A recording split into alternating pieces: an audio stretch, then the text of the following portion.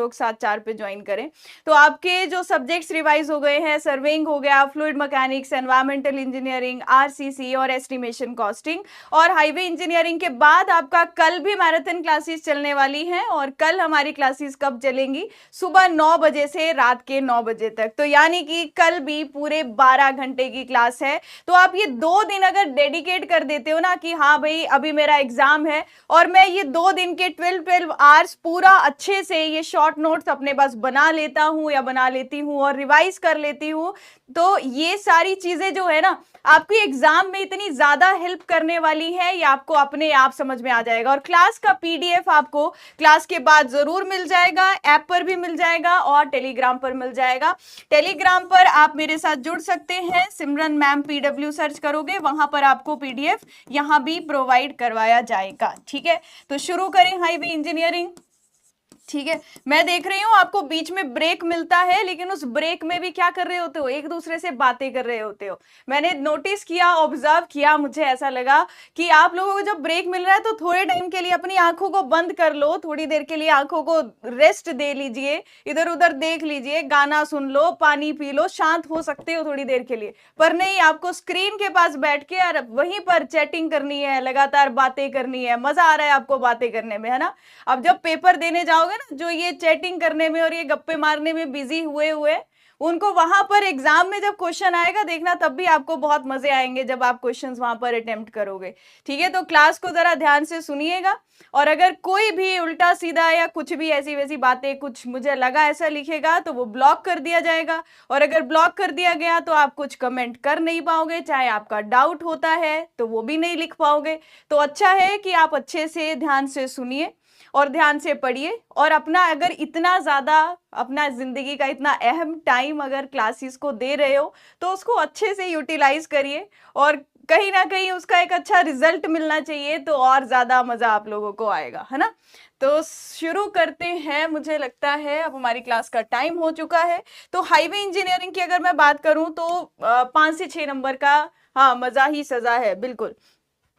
कल जो हमारी क्लासेस है, कल स्ट्रेंथ ऑफ मटेरियल से स्टार्ट हो जाएगा। Strength of material, soil mechanics, steel structures, building material and construction, तो ये कुछ सब्जेक्ट है, इरिगेशन, हाइड्रोलॉजी, ये सारे सब्जेक्ट्स जो हैं वो हमारे कल की क्लास में कवर होने वाले हैं। ठीक है, चलिए तो शुरू करते हैं। तो सबसे पहले हम हाईवे इंजीनियरिंग की जब बात करते हैं तो उसमें आता है हमारा historical development of roads. Roads की डेवलपमेंट जब स्टार्ट हुई थी, मुझे सबसे पहले क्या याद रखना है?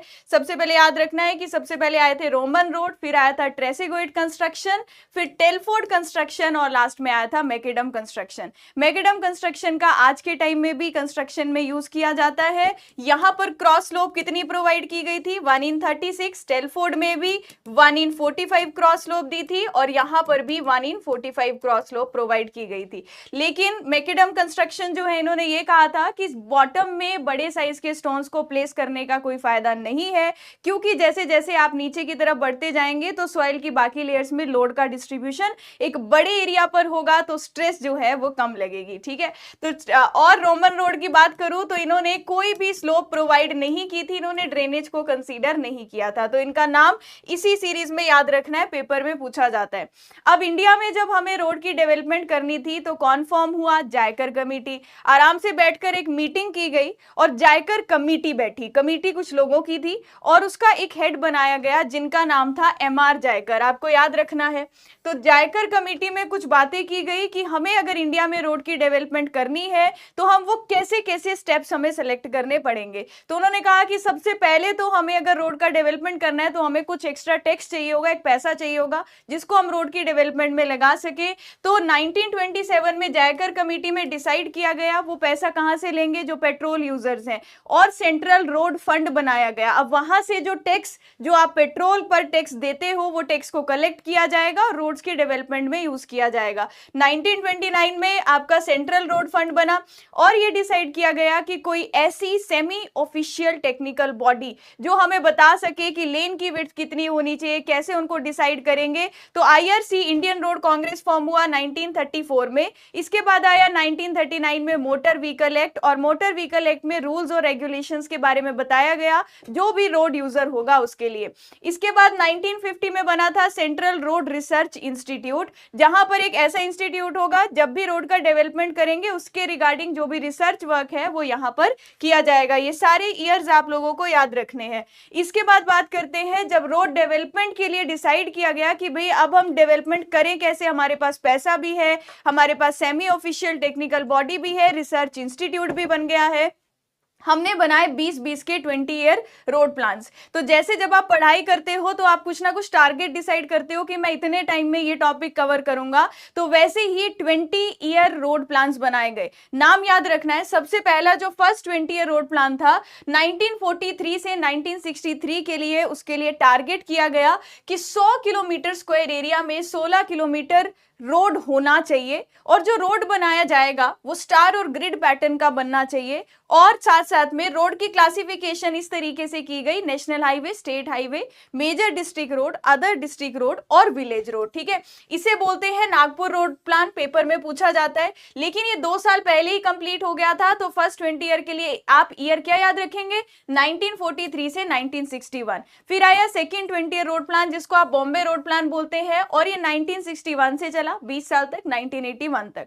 अब रोड की डेंसिटी बढ़ा दी कि भाई 100 किलोमीटर स्क्वायर एरिया में 32 किलोमीटर के रोड्स एटलीस्ट बनने चाहिए, और एक्सप्रेस वे को भी इंट्रोड्यूस किया गया। सबसे पहले बॉम्बे रोड प्लान में 1600 किलोमीटर के एक्सप्रेस वे बनाए गए। इसके बाद आया थर्ड 20 ईयर रोड प्लान जिसको आप लखनऊ रोड प्लान बोलते हैं। आपको ईयर याद रखना है 1981 से 2001 तक, और 100 किलोमीटर स्क्वायर एरिया में 82 किलोमीटर का रोड अवेलेबल होना चाहिए। इसमें रोड को कैसे क्लासिफाई किया गया, प्राइमरी, सेकेंडरी और टर्शरी।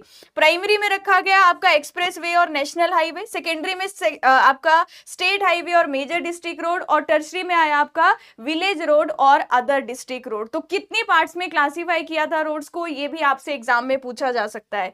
अब आगे बढ़ते हैं, वाटर बाउंड मैकेडम रोड्स कौन से रोड्स होते हैं, वो रोड्स जो ग्रेवल के होंगे और अगर उसमें बाइंडिंग मटेरियल बिटुमेन ना यूज करके स्टोन डस्ट यूज करें, और साथ साथ में उस पर हम पानी का स्प्रिंकल करा दे, पानी को छिड़क दे, और उसके बाद हम उसके ऊपर रोलर चला दे, तो वो ग्रेवल वाले रोड्स जिसमें as a binder material stone dust use की जाए और पानी को मिलाकर उस पर रोलर चला दिया जाता है, उन रोड्स को क्या बोलते हैं, वाटर बाउंड मैकेडम रोड्स। ये बात को याद रखना। अब जब third 20 year road plan complete हुआ तो उसके बाद क्या डिसाइड किया गया कि अब रोड की डेवलपमेंट कैसे की जाएगी, उसको हम लोगों ने 2 फेजेस में बांटा। जो पहला फेज था उसको बोला गया गोल्डन क्वाड्रिलेटरल, और गोल्डन क्वाड्रिलेटरल में आपको ये 4 नाम याद रखने हैं कि हम एक ऐसा रोड बनाएंगे जो मेट्रोपॉलिटन सिटी को कनेक्ट करेगा। इसमें दिल्ली, कोलकाता, चेन्नई और मुंबई, इन सबको जोड़ने वाला हमें एक ऐसा रोड बनाना है जिसका जनरली अप्रोक्सीमेटली जो गोल्डन क्वाड्रिलेटरल का किलोमीटर्स है वो 5846 किलोमीटर है। ठीक है, अब पहला फेज ये था। दूसरा फेज था हमारा, ये आपको मैप में दिखाई दे रहा है, चेन्नई, कोलकाता, दिल्ली और आपका इसके साथ साथ दूसरा यहाँ पर नाम है मुंबई। तो इन सबको जोड़ने वाला एक आप रोड यहाँ पर बनाएंगे। जो सेकेंड फेज था उसे बोलते हैं नॉर्थ साउथ कॉरिडोर और ईस्ट वेस्ट कॉरिडोर। ईस्ट और वेस्ट में इसमें पोरबंदर और सिलचर को जोड़ा गया, और नॉर्थ और साउथ में श्रीनगर को और कन्याकुमारी को जोड़ने के लिए एक रोड बनाया जाएगा। ये प्रोविजन सामने रखा गया रोड की डेवलपमेंट के लिए। तो आपको ईस्ट वेस्ट और नॉर्थ साउथ कॉरिडोर में जो नाम है वो अपने एग्जाम पॉइंट ऑफ व्यू से याद रखने हैं। ठीक है, अच्छा अब इसके आगे बात करते हैं। जब भी मुझे रोड बनाना है तो मुझे किसी सिटी को ज्वाइन करना होगा। सिटी ए से सिटी बी को मैं ज्वाइन करना चाहती हूं, तो सबसे पहले हम कैसे कैसे स्टेप्स में यहां पर अलग अलग अलाइनमेंट या रोड बनाने वाला क्राइटेरिया कंसीडर करेंगे। तो अगर मुझे 2 सिटीज को जोड़ने के लिए रोड बनाना है, हम सबसे पहले क्या करते हैं, मैप स्टडी करते हैं। तो मैं उस एरिया का पहले से मैप पे देख लूंगी कि आसपास में कौन कौन से फीचर्स हैं, कहां मंदिर है तो उसके बीच से रोड नहीं ला सकते, कहां पर पुल है, वो सारी चीजें। तो सबसे पहले आप मैप स्टडी करते हो। रिकनेंस का मतलब है अब मैं साइट पर गई और मैंने आसपास ऑब्जर्व किया जो मैप में फीचर्स नहीं थे, हो सकता है अब कंस्ट्रक्शन के बाद कुछ नए फीचर्स ऐड हो गए हो। तो रिकनेंस का मतलब क्या है, उस एरिया का जनरल आइडिया लेना। प्रीलिमिनरी सर्वे में मैंने क्या किया, प्रीलिमिनरी में मैं अपने सारे इंस्ट्रूमेंट्स लेकर गई और मैंने सारी कैलकुलेशन निकाल ली, और लास्ट में डिटेल सर्वे में आपने जितना भी कैलकुलेशन निकाला कि आप अगर यहां से रोड बनाते हैं या सेकंड तरीके से किसी और रूट से जाते हैं तो उसमें कितना खर्चा आएगा, उसका एस्टिमेशन पूरा का पूरा आपने प्रिपेयर किया और डिटेल प्रोजेक्ट रिपोर्ट बनाई। इस बात का ध्यान रखेंगे। आगे बढ़ते हैं।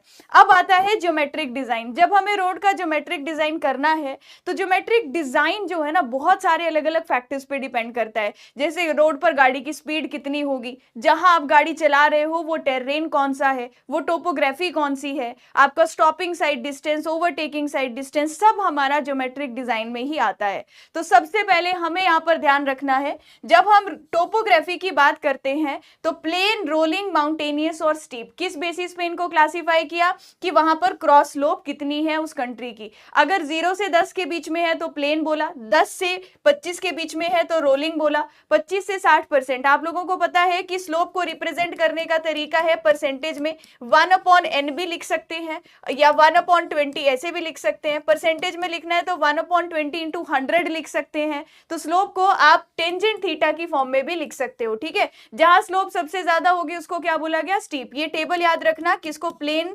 रोलिंग, माउंटेनियस और स्टीप बोलते हैं। इसके बाद अब बात आती है, जब भी हम किसी रोड को डिजाइन करेंगे वहां की एक डिजाइन स्पीड जो है उसे कंसीडर किया जाएगा। एग्जाम पॉइंट ऑफ व्यू से आपको प्लेन और मतलब प्लेन के लिए तो आपको सारी की सारी वैल्यूज याद होनी चाहिए, अगर आगे का टेबल आप भूल भी जाते हो। यहाँ 2 स्पीड दिया आईआरसी ने, एक रूलिंग और एक मिनिमम। रूलिंग का मतलब होता है मैक्सिमम डिजाइन स्पीड और ये है मिनिमम डिजाइन स्पीड। तो अगर मैं एक्सप्रेसवे बना रही हूँ किसी प्लेन एरिया में तो वहां पर डिजाइनर जो स्पीड प्रोवाइड करना चाहेगा, जो रोड बनाएगा, तो 120 किलोमीटर पर आवर के लिए डिजाइन करना चाहेगा। लेकिन अगर किसी वजह से 120 नहीं प्रोवाइड करवा पाए तो minimum design speed 100 kilometre per hour होनी चाहिए। वैसे ही नेशनल हाईवे के लिए 180, 80, 65, 65, 50 और 50 और 40, ये 4 वैल्यूज याद रखना। प्लेन के लिए आपको सारी चीजें याद रखनी है, ठीक है। अब इसके आगे हम बात करते हैं नेक्स्ट पेवमेंट सरफेस कैरेक्टरिस्टिक, और वो भी हमारा ज्योमेट्रिक डिजाइन में ही आता है। अब रोड का सरफेस कैसा है उसमें हम लोग सबसे पहले किसके बारे में बात करते हैं, फ्रिक्शन फोर्स के बारे में। क्योंकि जो व्हीकल का व्हील होगा और रोड का सरफेस आपस में कांटेक्ट होगा, यहां पर फ्रिक्शनल फोर्स एक्ट कर रही होगी। अब फ्रिक्शन हम 2 तरह के पढ़ते हैं, इसमें आता है एक लॉन्गिट्यूडनल फ्रिक्शन और एक आता है लेटरल फ्रिक्शन। जल्दी से इन दोनों की वैल्यूज जरा मुझे बता देंगे। तो लॉन्गिट्यूडनल फ्रिक्शन का मतलब क्या है कि मैम अगर गाड़ी आगे की डायरेक्शन में चल रही है और मैंने सडनली ब्रेक अप्लाई कर दी तो गाड़ी सीधी जा रही थी और फ्रिक्शन इसके पैरेलल बिल्कुल ऑपोजिट डायरेक्शन में एक्ट किया, वो लॉन्गिट्यूडनल होगा। अगर हॉरिजॉन्टल कर्व पे एक व्हीकल चल रहा था और सीधा चल रहा है भाई वो आगे की तरफ, या प्लान देख रहे हो, लेकिन बाहर की तरफ सेंट्रीफ्यूगल फोर्स लग रही है और इस सेंट्रीफ्यूगल फोर्स को अपोज करने के लिए ये लगा हमारा फ्रिक्शनल फोर्स। तो गाड़ी की डायरेक्शन के परपेंडिकुलर में जो फ्रिक्शनल फोर्स लगा इसे बोलते हैं लेटरल फ्रिक्शन, और लेटरल फ्रिक्शन की वैल्यू कितनी होती है 0.15 और लॉन्गिट्यूडनल की वेरी करती है 0.35 से 0.40 के बीच में। अच्छा, फ्रिक्शन के बाद आता है पेवमेंट अनइवननेस। जल्दी से बता दीजिए अनइवननेस को किससे मेजर किया जाता है। पेवमेंट अनइवननेस क्या होती है, कुछ नहीं है भाई। अगर रोड बिल्कुल प्लेन है, रोड का सरफेस बिल्कुल प्लेन है, ये हमें साफ साफ दिखाई दे रहा है, जब मैं गाड़ी पर ट्रेवल कर रही हूं तो मैं फील कर सकती हूँ कि इस रोड पे चलने का बहुत मजा आता है। अब अगर कोई रोड में बहुत उबड़ खाबड़ होगा तो आपको पता चल जाता है, क्योंकि वो डिस्कम्फर्ट होता है। इवन हमारी गाड़ी को भी नुकसान है अगर हम एक ऐसे रोड पर चले जहां पर बहुत ज्यादा राइज फॉल या उबड़ खाबड़ होगा ना। तो पेवमेंट अनइवननेस मतलब मुझे ये अनइवननेस निकालनी है, और उसके लिए किसका यूज किया जाता है, अनइवननेस को निकालने के लिए यूज किया जाता है बम्प इंटीग्रेटर का। और इंडिया में अनइवननेस कैसे मेजर की जाती है, अनइवननेस इंडेक्स की फॉर्म में। Very good. और अनइवननेस इंडेक्स जो होता है इसकी यूनिट क्या होती है मैम, mm पर किलोमीटर। हम 1 किलोमीटर के रोड पर इस गाड़ी को चलाएंगे और देखेंगे कितने बम्प्स वहां पर 1 किलोमीटर के रोड पर देखने को मिले, तो mm पर किलोमीटर इसकी यूनिट होगी। लेकिन अगर हम इंटरनेशनली बात करें, इंडिया से बाहर कंट्री की बात करें, तो वहां इस अनइवननेस इंडेक्स को मीटर पर किलोमीटर में मेजर किया जाता है। तो ये एक बहुत ही इंपॉर्टेंट इक्वेशन है जो आपको एग्जाम पॉइंट ऑफ व्यू से याद रखनी पड़ेगी। ये क्या है कि बम्प इंटीग्रेटर से आप इंटरनेशनल रफनेस इंडेक्स में वैल्यू को कैसे चेंज करेंगे। 630 IRI रेज़ टू पावर 1.12, 2 ही चीजें यहां पर याद रखनी है। पहली चीज 630 याद रखना है और इंटरनेशनल रफनेस इंडेक्स का रेज़ टू पावर 1.12, तो ये 2 बातें याद रखना। इसकी यूनिट क्या है, मीटर पर किलोमीटर है, ठीक है। तो इंटरनेशनल रफनेस इंडेक्स में कन्वर्ट कर सकते हैं। अब इंडिया में जब आपने अनइवननेस इंडेक्स निकाला वो mm पर किलोमीटर में निकाला। अब मुझे कांस्टेंट कौन से याद रखने हैं, 1500, 2500 और 3500, ये तीन वैल्यूज याद रखोगे। अगर 1500 से कम बम्प्स मिले, इससे कम राइज फॉल हुआ, तो वो बहुत अच्छा पेमेंट, आप अच्छे से ट्रेवल कर सकते हो, तो उसे गुड बोलेंगे। 1500 से 2500 के लिए सेटिस्फैक्ट्री हो जाएगा। फिर 2500 से 3500 बैड और उससे बढ़ गया तो वो हमारा अनकंफर्टेबल। तो 1500, 2500 और 3500, ये तीन वैल्यूज याद रखना और ये चार क्लासिफिकेशन आपको यहां से ध्यान रह जाएगी। अच्छा, अब पेमेंट सरफेस में आता है एक लाइट कलर की पेमेंट, एक डार्क कलर की पेमेंट। आप मुझे ये बता दीजिए, लाइट कलर की जो पेमेंट है वो कौन सी होती है, रिजिड होती है या फ्लेक्सिबल होती है? हम जानते हैं कि जब हम रोड पर गाड़ी चला रहे होते हैं, अगर लाइट कलर की पेमेंट है और धूप तेज निकली हुई है, तो उस तेज धूप की वजह से आंखों पे रिफ्लेक्शन बहुत ज्यादा हमें देखने को मिलता है। तो जो लाइट कलर की पेमेंट है वो दिन के टाइम ज्यादा कंफर्टेबल नहीं होती, लेकिन रात के टाइम अगर मैं लाइट कलर की पेमेंट की पर गाड़ी चलाऊं तो विजिबिलिटी बहुत अच्छी मिलती है। तो लाइट कलर का जो पेमेंट होता है, अरे फ्लेक्सिबल बोल रहे हो, सीमेंट कॉन्क्रीट पेमेंट होता है जिसका टॉप सरफेस लाइट कलर का होता है। और जो आपका फ्लेक्सिबल पेमेंट है, फ्लेक्सिबल कौन सा है मैम, डार्क कलर का सरफेस, जो आपने ज्यादातर रोड्स पे देखा होगा, तो जिसमें आपको बिटुमिन की टॉप पे एक लेयर दिखती है, एस्फाल्ट की टॉप में लेयर दिखती है, वो फ्लेक्सिबल। तो फ्लेक्सिबल हमें कब बेटर विजिबिलिटी देगा, दिन के टाइम जब तेज धूप निकली हुई है। ठीक है, आगे बात करते हैं।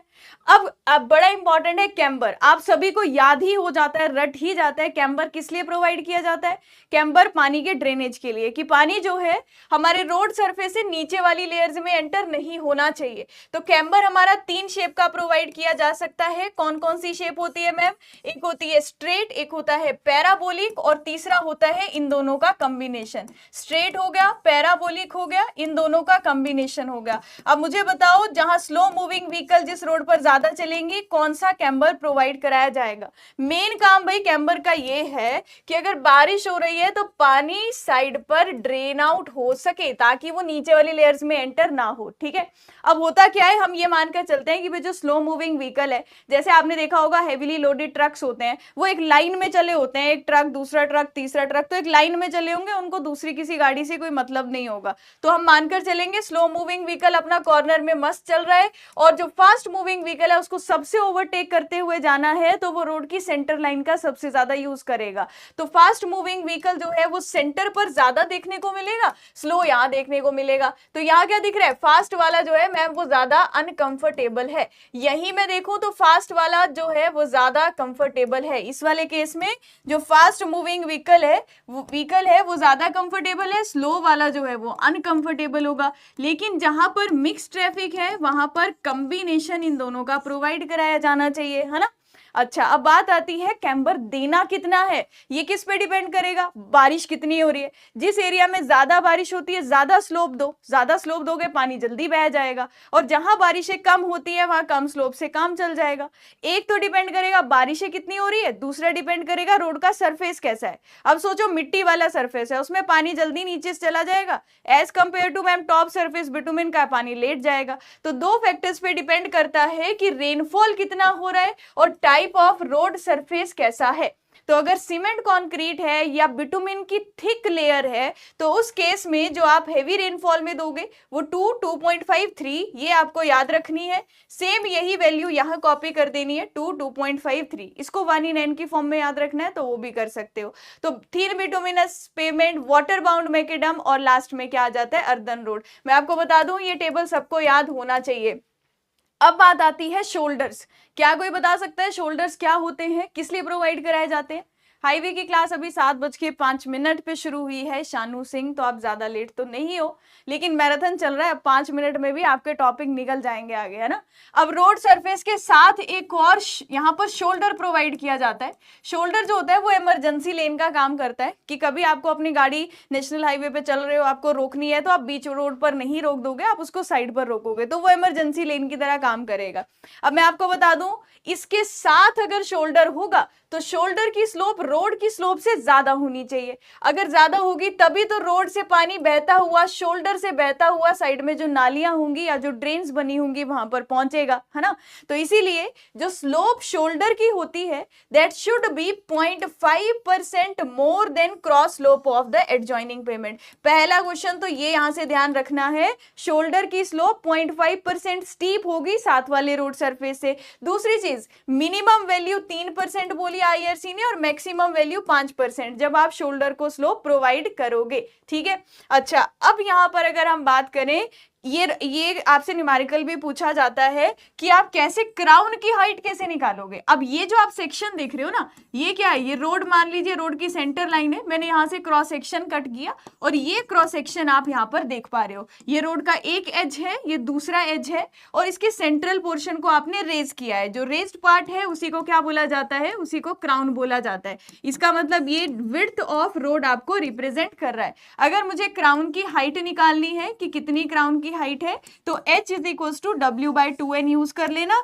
W क्या रिप्रेजेंट कर रहा है, विड्थ ऑफ रोड, और 1 in n क्या रिप्रेजेंट कर रहा है, जो यहाँ पर क्रॉस स्लोप होगी। तो जितनी भी क्रॉस स्लोप है वो आपको उस अकॉर्डिंग 1 in n में n की वैल्यू को पुट कर देना है। लेकिन आप जानते हैं कि भाई जो हमारे जहां पर भी हॉरिजॉन्टल कर्व्स होते हैं वहां पर हम इस तरीके से नहीं प्रोवाइड करते, तो क्या करना पड़ता है मैम, आउटर एज को रेस किया जाता है with respect to inner edge. अब गाड़ी सामने की तरफ चल रही है, 3D में हम देख नहीं सकते, अगर दिखा पाती तो गाड़ी यहां से निकलती हुई दिखा देती मैं आपको। अच्छा, ये इनर एज है, ये आउटर एज है और W हमारा विड्थ ऑफ रोड है। तो हॉरिजॉन्टल कर्व में कुछ इस तरीके से प्रोवाइड किया जाता है, ठीक है। क्या मैम, यहां पर इस तरीके से प्रोवाइड किया जाता है कैम्बर, ताकि पानी ड्रेन आउट हो सके। और जब सुपर एलिवेशन दे ही दिया तो वही हमारा कैम्बर का काम कर जाएगा, ये बात ध्यान रखना। अब आगे बढ़ते हैं जरा इससे थोड़ा सा। अब हम बात करते हैं कि हमारी लेन्स की विड्थ कितनी होती है। अब जब हमें ये डिसाइड करना था कि single lane, double lane, multi lane कितना होना चाहिए, तो हमने एक स्टैंडर्ड व्हीकल कंसीडर कर लिया। तो स्टैंडर्ड व्हीकल को बोला आपने पैसेंजर कार। ये जो पैसेंजर कार है इसकी विड्थ को आईआरसी ने बोला कि आप 2.44 मीटर लीजिए और इसको स्टैंडर्ड मानकर आप लेन्स की विड्थ को डिसाइड करो। अगर सिंगल लेन रोड है तो ऐसा रोड तो बनाएंगे नहीं कि तंग तंग अकेला गाड़ी चलती जाए, उसके साइड में यहाँ पर कुछ स्पेसिंग देनी जरूरी थी, यहाँ पर भी कुछ स्पेसिंग देनी जरूरी थी। तो अगर मैम सिंगल लेन रोड हमने प्रोवाइड किया, उसकी विड्थ कितनी होती है 3.75 मीटर। तो कुछ स्पेसिंग इधर होगी, कुछ स्पेसिंग इधर छोड़ी, क्योंकि ऐसा है नहीं कि हम बिना स्पेसिंग के अकेला गाड़ी रोड पर चलती रहे, है ना इधर जगह है ना उधर जगह है। तो अब बात करते हैं 2 लेन रोड, जिसमें कर्ब नहीं प्रोवाइड कराए जाएंगे। कर्ब क्या होते हैं अगली स्लाइड में देखेंगे।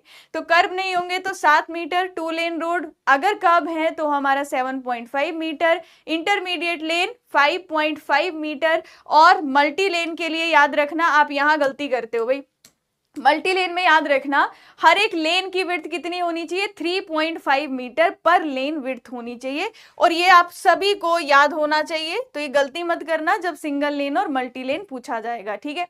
अब बात आती है मीडियन क्या होते हैं। मीडियन या फिर इसको सेपरेटर भी बोला जाता है। तो जब भी हम जनरली कहीं ट्रेवल करते हैं तो हमने देखा होगा कि आप यहाँ पर मीडियन या सेपरेटर दिया होता है। मान लो इस तरीके से मैंने एक रोड बनाया, मुझे बताइए ये एक डायरेक्शन में जाने वाली व्हीकल है, ये इस तरफ आने वाली व्हीकल है, कितना लेन रोड होगा ये जो मैंने यहाँ पर ड्रॉ किया है, इसको कितना नंबर ऑफ लेन बोलेंगे।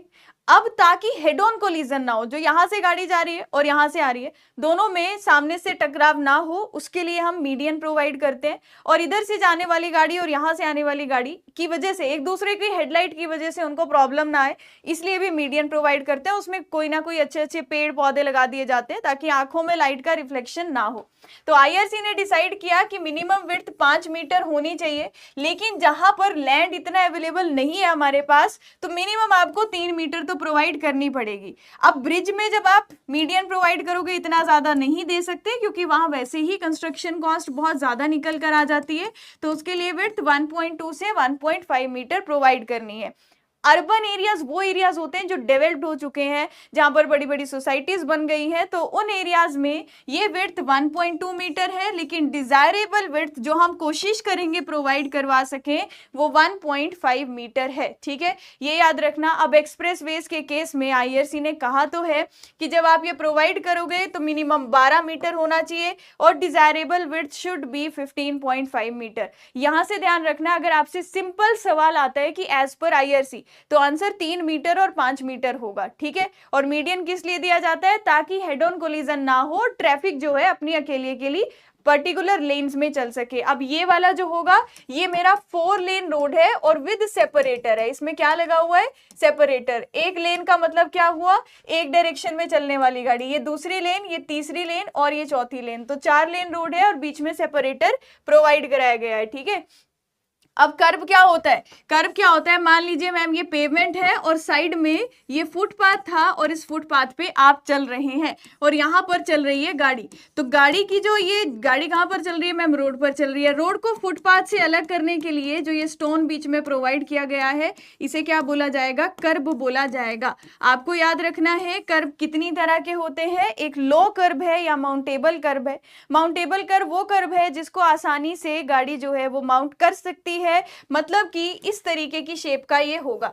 तो अगर गाड़ी को क्लाइंब करना है, यहाँ पर गाड़ी है, यहाँ से चलकर उसको इधर पहुंचना है, तो गाड़ी इजीली इस पर क्लाइंब कर जाएगी। माउंटेबल कर्व की हाइट 100 मीटर होती है। सेमी बैरियर कर्व 150 मीटर कह रही हूँ mm होती है। बैरियर कर्व 200 mm, और जो लास्ट है वो सबमर्ज्ड कर्व है। सबमर्ज्ड कर्व को रूरल रोड्स में प्रोवाइड किया जाता है। सबमर्ज्ड इसलिए बोला जाता है क्योंकि ग्राउंड लेवल से भी नीचे सबमर्ज होते हैं इस तरीके से, और ये क्या करते हैं? जब ऊपर से लोड आ रहा होगा और इस डायरेक्शन में जो स्ट्रेसेस लग रही होंगी ना, लेटरल डायरेक्शन में, उसको रेजिस्ट कर रहे होंगे, इसलिए क्या बोला जाता है कि ये लेटरल स्टेबिलिटी प्रोवाइड करते हैं। कौन से कर्व? Submerged curve. तो आप इनकी हाइट का ध्यान रखना। और सबमर्ज्ड कर्व कहाँ दिए जाते हैं? ज्यादातर जो ज्यादा डेवलप्ड एरिया नहीं है वहां पर। ठीक है, अच्छा अब आगे बात करते हैं शोल्डर्स। शोल्डर्स इस तरीके से प्रोवाइड किए जाएंगे कि वो एक इमरजेंसी लेन का काम कर सकें, जैसा मैंने पहले भी बताया।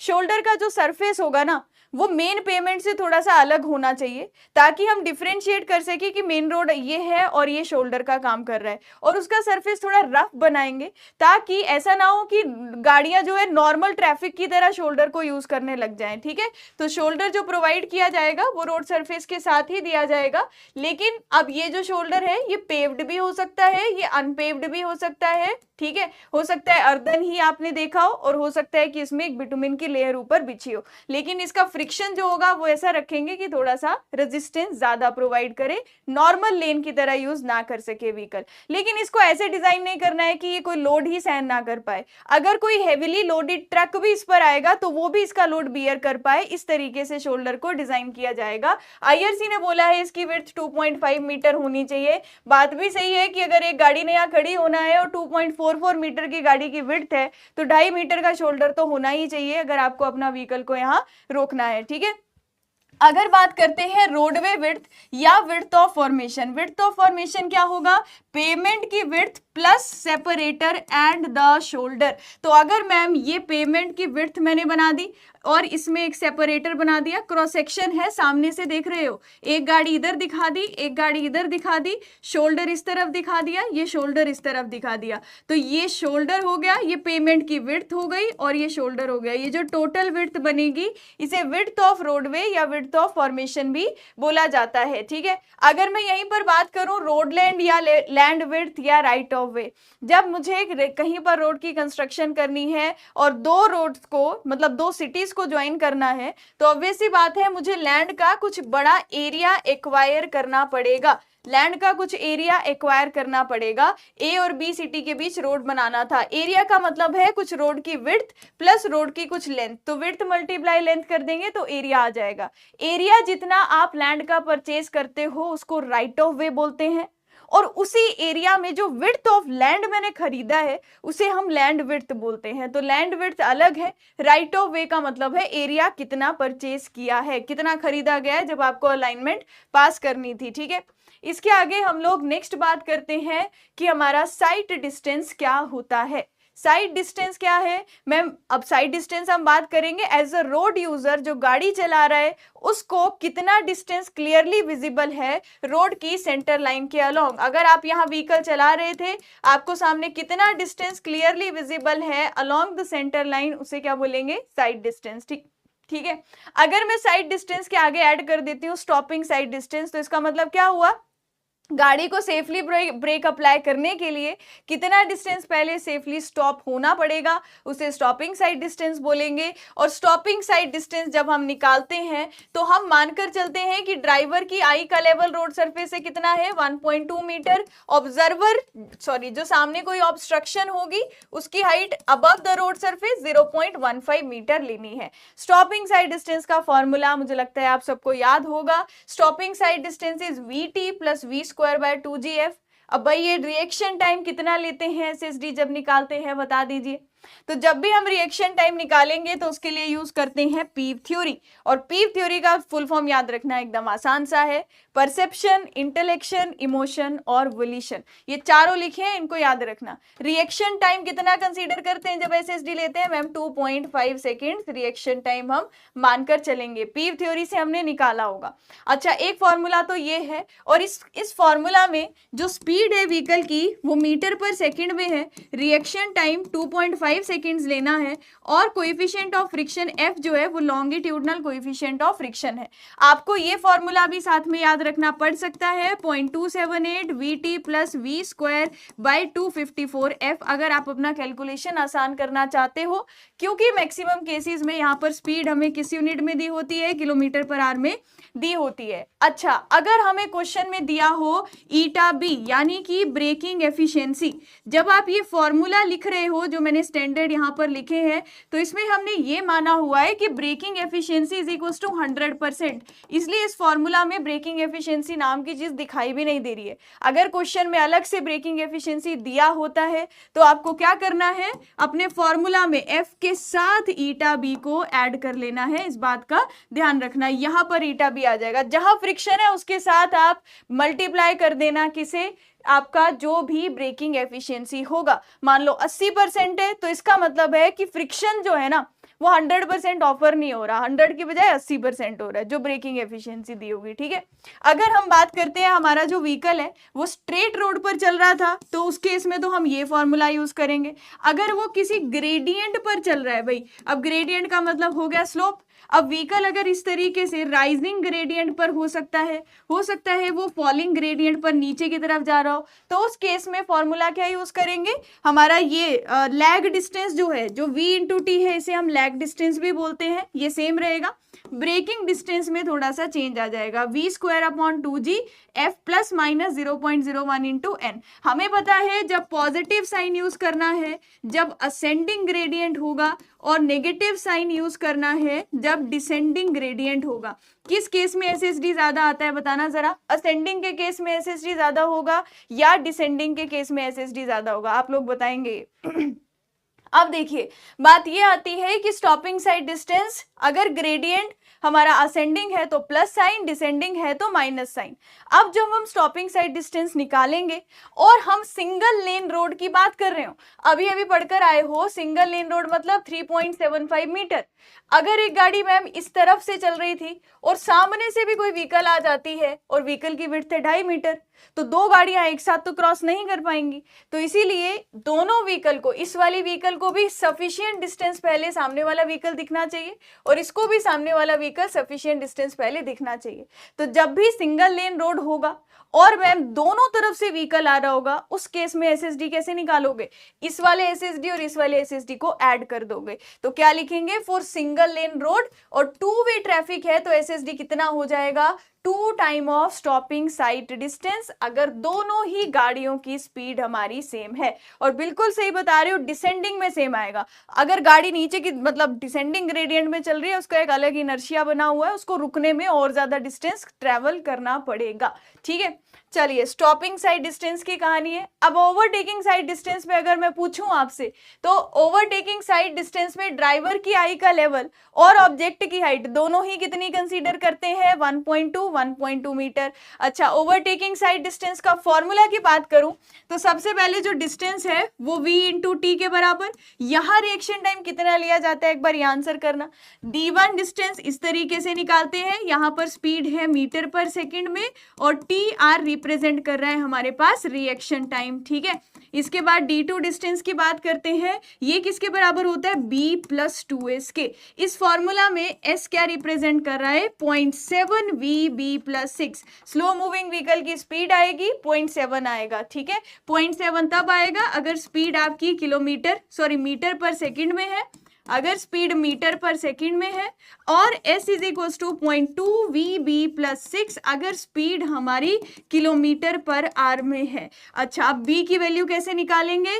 vb into T. अब मैम ये कैपिटल T किसके बराबर होता है?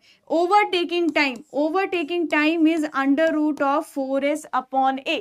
Under root of 4s upon a is overtaking time. अच्छा, s हमने निकाल लिया, स्पेसिंग है दो व्हीकल ने जो मेंटेन करके रखी है। a क्या रिप्रेजेंट कर रहा है? a रिप्रेजेंट कर रहा है एक्सेलरेशन, क्योंकि जब आपको ओवरटेक करना पड़ेगा तो आपको पता है गाड़ी को एक्सेलरेट करवाना पड़ेगा, ठीक है। अब d3 डिस्टेंस क्या है?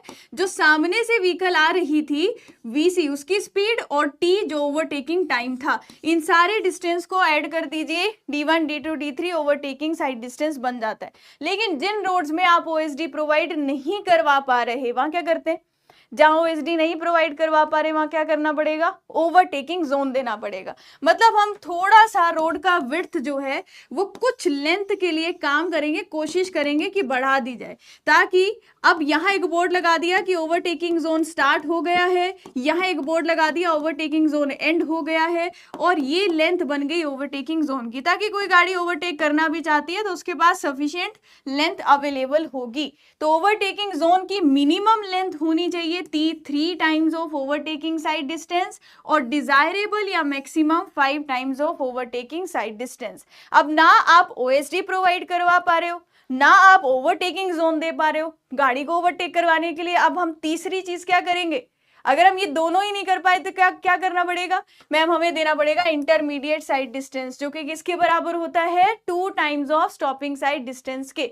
जो ये नोट्स है ये आपको मिल जाएंगे, मैंने पहले भी बता दिया, आप टेलीग्राम चेक कर सकते हो, सिमरन मैम PW, वहां पर नोट्स आपको मिल जाएंगे। ऐप पर जाकर भी चेक कर लेना, वहां मिल जाएंगे जितनी भी क्लासेस यूट्यूब पर चलती है उन सभी के नोट्स, ठीक है। अच्छा, अब आगे बात करते हैं सेंट्रीफ्यूगल फोर्स। अच्छा, एक बात और बताइए, अब यहां पर अगर मैंने 3 साइड डिस्टेंस पढ़े, स्टॉपिंग साइड डिस्टेंस, ओवरटेकिंग और इंटरमीडिएट, इन तीनों में SSD सबसे कम होता है, देन ISD आता है, और उसके बाद ओवरटेकिंग साइड डिस्टेंस आता है। तो ये चीज भी याद रखना, सबसे ज्यादा वैल्यू OSD की ही होती है, ठीक है। अच्छा, अब व्हीकल अगर मेरा हॉरिजॉन्टल कर्व पे है, अगर मेरा व्हीकल हॉरिजॉन्टल कर्व पर है तो उस पर क्या होता है मैम? उसके CG से बाहर की डायरेक्शन में एक फोर्स लगती है, और उस फोर्स को क्या बोलते हैं? Centrifugal force. तो ये जो सेंट्रीफ्यूगल फोर्स है, अब मान लो ये मैंने यहाँ पर गाड़ी बनाई इस तरीके से, ये इसका CG है और इससे बाहर की डायरेक्शन में लग रही है सेंट्रीफ्यूगल फोर्स, डाउनवर्ड डायरेक्शन में लग रहा है इसका वेट। इस सेंट्रीफ्यूगल फोर्स की वजह से गाड़ी से अनस्टेबल हो सकती है। 2 केसेस हमें यहाँ पर देखने को मिलेंगे। कौन कौन से केसेस हैं? एक तो गाड़ी ओवरटर्न कर सकती है। ओवरटर्न कैसे करेगी? इसको मैंने अच्छे से क्रैश कोर्स में समझाया, इस तरीके से इसका ये वाला टायर हवा में चला जाएगा और ये ओवरटर्न कर जाएगी। मतलब ओवरटर्न कर सकती है about outer wheel. Outer wheel क्यों बोला? अगर ये हॉरिजॉन्टल कर्व पर कुछ इस तरीके से है, कर्व का जहां पर सेंटर होगा वो इनर व्हील होगा, कर्व का सेंटर से दूसरे वाला जो किनारा है वो बाहर वाला व्हील होगा, तो ये आउटर बन गया, ये इनर व्हील बन गया। आउटर व्हील के अबाउट घूम सकती है। दूसरा मैम, जब हम रेसिंग कार्स देखते हैं, गाड़ियों की रेस हो रही होती है, तो जब गाड़ी तेज स्पीड से जाती है, जैसे वो मोड़ पे पहुंचती है ऐसे घिसते हुए उसके टायर बाहर की तरफ जाते हैं। तो जब गाड़ी के टायर घिसते हुए बाहर की तरफ जाएं तो उसे क्या बोला जाता है? गाड़ी के टायर घिसते हुए बाहर की तरफ जाते हैं तो उसको क्या बोलते हैं? स्किड करना। आप बोलते हैं कि भाई गाड़ी स्किड कर रही है। तो दो चांसेस हैं, एक ओवरटर्न कर सकता है, एक स्किड कर सकता है। तो पहले तो मुझे याद रखना है ये जो सेंट्रीफ्यूगल फोर्स है इसका फॉर्मूला है mv²/r, पूछा जा सकता है। m क्या रिप्रेजेंट कर रहा है? m is the mass of the body, m is the mass of the body, v is the speed of vehicle और r रिप्रेजेंट कर रहा है radius of curve, radius of curve. अब हम जानते हैं भाई जो वेट होता है वो mass into acceleration due to gravity है, तो m कितना बन गया? m बन गया W/g के बराबर। यहाँ पर पुट कर दीजिए, एक नई टर्म हमें देखने को मिली, P/W इज v²/gr। आप लोग जानते हैं P/W क्या होता है? इम्पैक्ट फैक्टर, इसी को क्या बोला जाता है? Centrifugal ratio. अगर निकालने के लिए आएगी तो v²/gr के बराबर कर देना। v स्पीड है, g acceleration due to gravity है, r हमारे पास रेडियस होता है, ठीक है। अब भाई हम नहीं चाहते कि हम एक ऐसा रोड बनाए कि गाड़ी तेज स्पीड से चले और उसमें स्किड हो जाए। बहुत कम देखा होगा, स्किड तभी होता है अगर आप ओवर स्पीड से चल रहे होते हो, बहुत तेज स्पीड से मोड़ काट रहे होते हो, तो आपकी गाड़ी भी घिसती हुई जाती होगी बाहर की तरफ, है ना, और कहीं ज्यादा ही बाहर ना चले जाए, पर बाहर की तरफ घिसती हुई जाती है अगर आप टर्न पर होते हो। मैं नहीं चाहती कि ऐसा हो, तो उसके लिए हमें क्या करना पड़ेगा? हमें कुछ कंडीशन याद रखनी पड़ेगी। अगर उसको ओवरटर्न से बचाना है तो सेंट्रीफ्यूगल रेशियो b/2h से कम होनी चाहिए। या b क्या बता रहा है भाई? b बता रहा है total width of the vehicle. b represent कर रहा है गाड़ी की विड्थ कितनी है, h रिप्रेजेंट कर रहा है उसकी cg से हाइट कितनी है। इसीलिए जो हेवीली लोडेड ट्रक्स होते हैं उनकी हाइट ज्यादा होती है, जो रेसिंग कार्स होती है उनकी हाइट कम होती है। रेसिंग कार तेज स्पीड से जाएगी तब भी स्किड नहीं करेगी, लेकिन अगर ट्रक तेज स्पीड से गया तो वो स्किड कर सकता है ना। तो आप यहाँ पर ये रेशो से भी वो चीज समझ सकते हैं। अच्छा, ट्रांसवर्स स्किडिंग, बाहर की तरफ जो गाड़ी स्किड कर रही है हम नहीं चाहते वो हो, तो उसके लिए सेंट्रीफ्यूगल रेशो या इम्पैक्ट फैक्टर क्या होना चाहिए? वो क्या होना चाहिए? नो स्किडिंग के लिए कोएफिशिएंट ऑफ फ्रिक्शन से छोटा होना चाहिए। क्या आप में से कोई बता सकता है ये कोएफिशिएंट ऑफ फ्रिक्शन कौन सा है? कोएफिशिएंट ऑफ फ्रिक्शन लॉन्गिट्यूडनल की बात कर रहे हैं या फिर लेटरल की? जो P/W यहाँ पर F से कम है, ये कौन सा फ्रिक्शन है ये बताना। दोनों कंडीशंस यहाँ पर याद रखना, ओवरटर्निंग के लिए भी और स्किडिंग के लिए भी, ठीक है। अब बात करते हैं, अब ये कंडीशन को रोकने के लिए एक तो फ्रिक्शन काम में आएगा, भाई फ्रिक्शन अपोज करेगा गाड़ी स्किड ना करे, है ना। पर हमने एक और यहाँ पर चीज इंट्रोड्यूस करवाई जिसको बोलते हैं सुपर एलिवेशन। Very good. कौन सा फ्रिक्शन है? लेटरल फ्रिक्शन है, ठीक है, लेटरल फ्रिक्शन है। चलिए अब यहाँ पर बात करते हैं सुपर एलिवेशन। सुपर एलिवेशन क्या होता है मैम? अब रोड के बाहर के किनारे को जनरली रेस कर दिया जाता है with respect to inner edge. ये आ गया इनर एज और ये आ गया आउटर एज। आउटर एज को रेस कर दिया with respect to inner edge, W is the width of road, और ये चल रही है हमारी गाड़ी, ठीक है। अगर मैं सुपर एलिवेशन निकालना चाहूं उसका general formula E+F is v²/gr। E क्या रिप्रेजेंट कर रहा है? Super elevation. ध्यान से देखिएगा, ये जो रोड को हमने स्लोप प्रोवाइड करी है ये होता है सुपर एलिवेशन। तो मैम स्लोप का मतलब है टेंजेंट थीटा, और इस ट्राइंगल में टेंजेंट थीटा क्या होगा? परपेंडिकुलर, जो कि E हो गया, कितनी हाइट से हमने रोड के किनारे को रेस किया है, divided by width of the vehicle, E/W हो गया tan थीटा। तो याद रखिएगा सुपर एलिवेशन स्लोप होती है। अगर आउटर एज कितनी हाइट से रेस किया है ये पूछा हुआ एग्जाम में, तो मतलब कैपिटल E की वैल्यू हमें यहाँ पर निकालने के लिए बोला है। सुपर एलिवेशन को केंट भी बोलते हैं, सुपर एलिवेशन को बैंकिंग भी बोलते हैं। अगर मेरी गाड़ी की स्पीड मीटर पर सेकंड में है तो स्मॉल v से डिनोट किया है, r is the radius of curve, metre में है, g acceleration due to gravity है, 9.81 मीटर पर सेकंड स्क्वायर ले सकते हो। ज्यादातर केसेस में 90% केसेस में ये फॉर्मूला आपका यूज होगा, क्योंकि गाड़ी की स्पीड किलोमीटर पर आर में दी होगी, r रेडियस ऑफ कर्व है, e सुपर एलिवेशन है, f कोएफिशिएंट ऑफ फ्रिक्शन है। अच्छा, अब हम अपनी मर्जी से कुछ भी सुपर एलिवेशन नहीं दे सकते। कहीं ऐसा ना हो कि गाड़ी बाहर की तरफ टर्न करने की बजाय, अपने आप इमेजिन करिए आपने सोचा भी ज्यादा से ज्यादा सुपर एलिवेशन दे देते हैं कि गाड़ी स्किड नहीं करेगी, ओवरटर्न नहीं करेगी, मजा आ जाएगा। अब हुआ क्या, बेचारा एक ट्रक था हेवीली लोडेड, वो बाहर की तरफ ओवरटर्न तो हो नहीं सका, लेकिन हो सकता है कि वो अंदर की तरफ अपने वेट की वजह से ही ओवरटर्न कर जाए।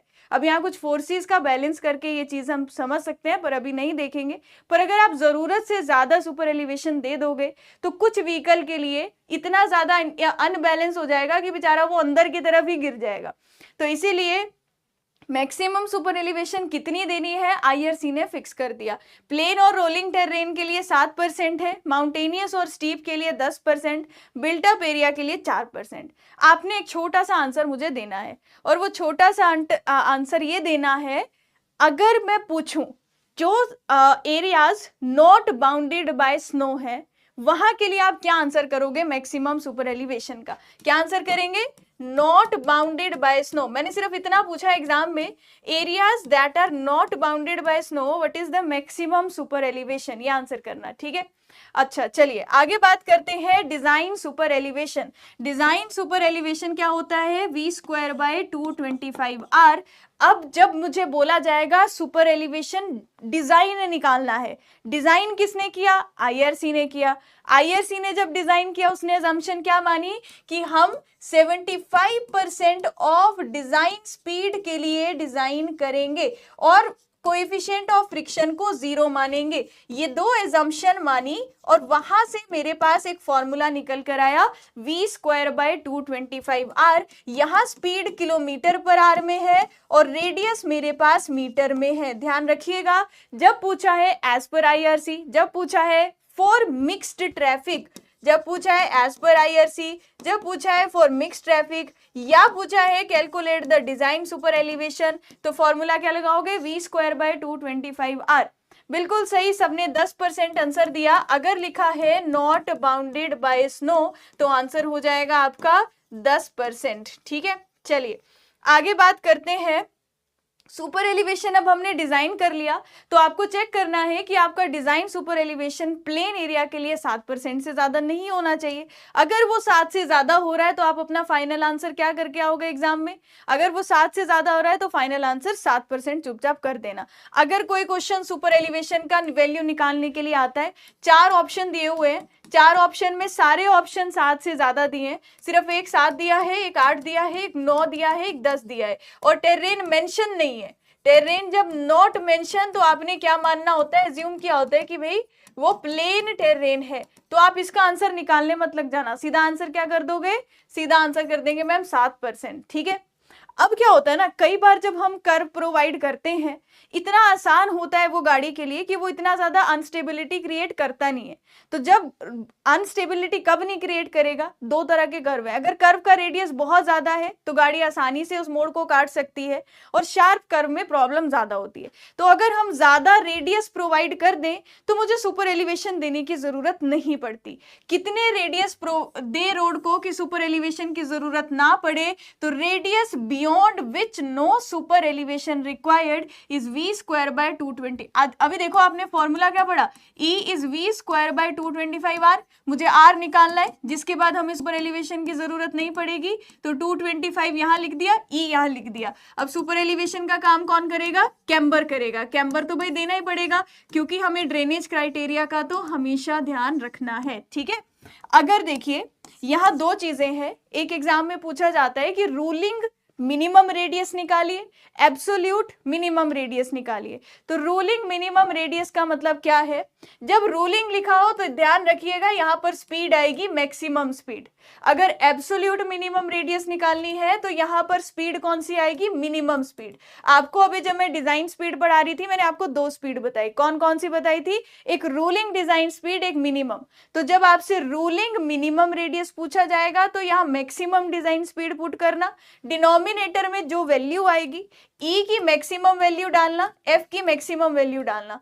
E की मैक्सिमम वैल्यू जैसे 7% प्लेन एरिया के लिए हो गई, और F की मैक्सिमम वैल्यू 0.15। अगर दी है कुछ वैल्यू क्वेश्चन में तो चुपचाप उसे पुट कर देना है यहाँ पर, ठीक है। आगे बढ़ते हैं, आगे बढ़ते हैं। अब जब हम हॉरिजॉन्टल का प्रोवाइड करते हैं तो हमें देनी पड़ती है रोड को एक्स्ट्रा वाइडनिंग। एक्स्ट्रा वाइडनिंग के दो केसेस हैं। पहला तो हमें इसलिए देना पड़ता है क्योंकि जब एक व्हीकल हॉरिजॉन्टल कर्व पर टर्न लेता है तो मैम उसके आगे के व्हील और पीछे के व्हील जो पाथ फॉलो करते हैं वो डिफरेंट होते हैं और इसे कहते हैं ऑफ ट्रैकिंग, गाड़ी का ट्रैक से बाहर जाना। अगर पेपर में ऑफ ट्रैकिंग निकालने के लिए बोला जाएगा, फॉर्मूला यूज करेंगे चुपचाप, L square by 2r। L is the length of wheel base, अगर नहीं दिया है 6 मीटर ले लेना। आर इज द रेडियस, उसको मीटर में पुट कर लेना। अगर ऑफ ट्रैकिंग पूछा है तो नंबर ऑफ लेन नहीं आएगा। अगर मैकेनिकल वाइडनिंग निकालने के लिए बोला है तो NL square by 2r formula आएगा। और यहाँ n क्या रिप्रेजेंट कर रहा है? n रिप्रेजेंट कर रहा है नंबर ऑफ लेन्स। दूसरा आएगा यहाँ पर साइकोलॉजिकल वाइडनिंग।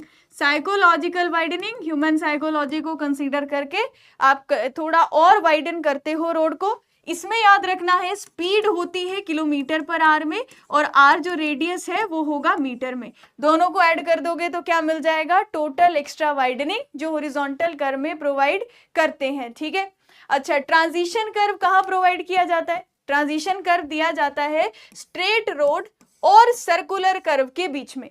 तो स्ट्रेट रोड और सर्कुलर कर्व के बीच में, दोनों के बीच में क्यों प्रोवाइड किया जाता है? अब भाई अगर स्ट्रेट रोड था उस पे तो सेंट्रीफ्यूगल फोर्स लग नहीं रही थी, गाड़ी सीधी जा रही है, उसका सिर्फ वेट ही लग रहा है उस पे। अब अचानक से जैसी गाड़ी ने टर्न लिया उस पर बाहर की तरफ एक फोर्स लग जाए तो सोचो, एक जस्ट लाइन को क्रॉस करके आपको बाहर की तरफ धक्का दिया जा रहा है तो आप उस धक्के की वजह से गिर जाओगे, है ना। और अगर आपको धीरे धीरे धक्का दिया जाए कि भाई तुझे बचना है इससे, तो आपको आराम आराम से धक्का दिया है तो आप एकदम स्ट्रांग होकर खड़े हो जाओगे। तो वैसे ही गाड़ी का केस भी है, तो उसको वो जो धक्का लगना चाहिए वो धीरे धीरे लगना चाहिए ताकि वो बियर हो जाए। उसके लिए ट्रांजिशन कर्व दिया जाता है स्ट्रेट और सर्कुलर के बीच में। इसका मतलब ट्रांजिशन कर्व का रेडियस कहां से कहां तक वेरी करता है? इन्फिनिटी से r तक वेरी करता है। अच्छा, अब धीरे धीरे सेंट्रीफ्यूगल फोर्स को इंट्रोड्यूस करना है तो इसके लिए पहला formula 0.0215 v cube by C R. C क्या होता है? सी होता है rate of change of centrifugal acceleration, rate of change of centrifugal acceleration. इसका मतलब एक्सेलरेशन टाइम के साथ कैसे चेंज हो रही है। तो acceleration divided by time, metre पर सेकंड क्यूब इसकी यूनिट बन जाएगी। आपको ऑब्जेक्टिव में पूछ सकते हैं सी की वैल्यू कहां से कहां तक वेरी करती है? 0.5 से 0.8 के बीच में। अगर मुझे सी निकालना पड़ जाए तो 80/75 प्लस वी, और वी की यूनिट ध्यान रखिएगा इस फॉर्मूला में किलोमीटर पर आवर में होती है। जब मैं ये फॉर्मूला पुट कर रही हूं, रेडियस मेरा मीटर में है, स्पीड मेरा किलोमीटर पर आवर में है। अगर आपको सिंपल फॉर्मूला याद रखना है तो आप v cube by C R याद रख सकते हो। इसमें स्पीड मीटर पर सेकंड, सी मीटर पर सेकंड क्यूब, रेडियस मीटर में। जब आपने किलोमीटर पर आवर से मीटर में कन्वर्ट किया है तब ये फैक्टर से मल्टीप्लाई किया है हमने। ठीक है, अच्छा अब आगे देखिएगा, नेक्स्ट बात करते हैं ट्रांजिशन कर्व की लेंथ इस बेसिस पे कि हमने सुपर एलिवेशन कैसे प्रोवाइड कराई है। अगर मैं आउटर एज को रेज करूं with respect to inner edge और इस तरीके से सुपर एलिवेशन प्रोवाइड करूं तो यहां से लेंथ ऑफ ट्रांजिशन कर्व निकालेंगे। एन क्या रिप्रेजेंट करता है? Rate of introduction of super elevation, rate of introduction of super elevation. ठीक है, तो ये वो रिप्रेजेंट करेगा। अगर आप सुपर एलिवेशन रोड की सेंटर लाइन के अबाउट पेमेंट को रेज करके निकाल रहे हो, ये रोड का विड्थ है टोटल, और मान लीजिए ये W/2 हो गया। रोड की सेंटर लाइन के अबाउट पेमेंट को रोटेट करके अगर वैल्यू निकाली तो सिर्फ डिवाइडेड बाय 2 आ जाएगा। W रोड का विड्थ हो गया और W is the extra widening. अच्छा, अब मेरे को लग रहा है किसी का मन हो रहा है कि उसको ब्लॉक किया जाए, है ना। Length of transition curve as per IRC for plane and rolling area 2.7 v square by upon r।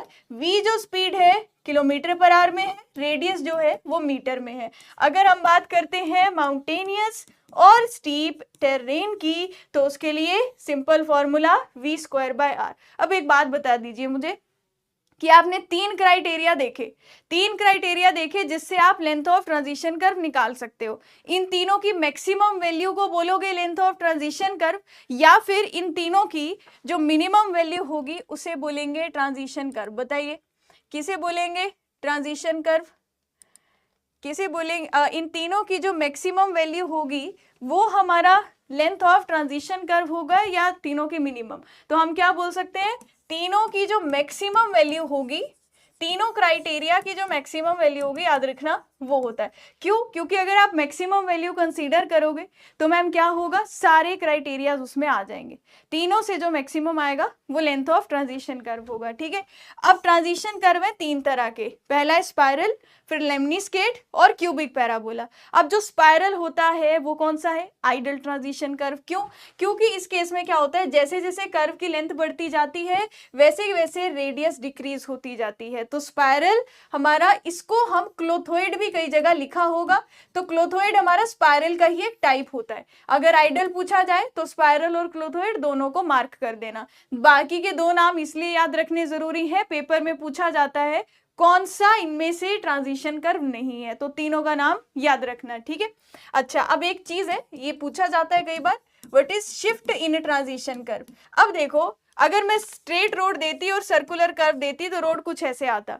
अगर मुझे ट्रांजिशन कर्व देना है ना तो मेरा रोड ना थोड़ा सा पहले ही शिफ्ट हो जाएगा अंदर वाली डायरेक्शन में। तो कितना मेरे रोड में शिफ्ट आया अगर हम ट्रांजिशन कर्व दे रहे हैं, उसको निकाला जाता है LT स्क्वायर बाय 24R से। LT क्या रिप्रेजेंट कर रहा है, LT रिप्रेजेंट कर रहा है ma'am length of transition curve.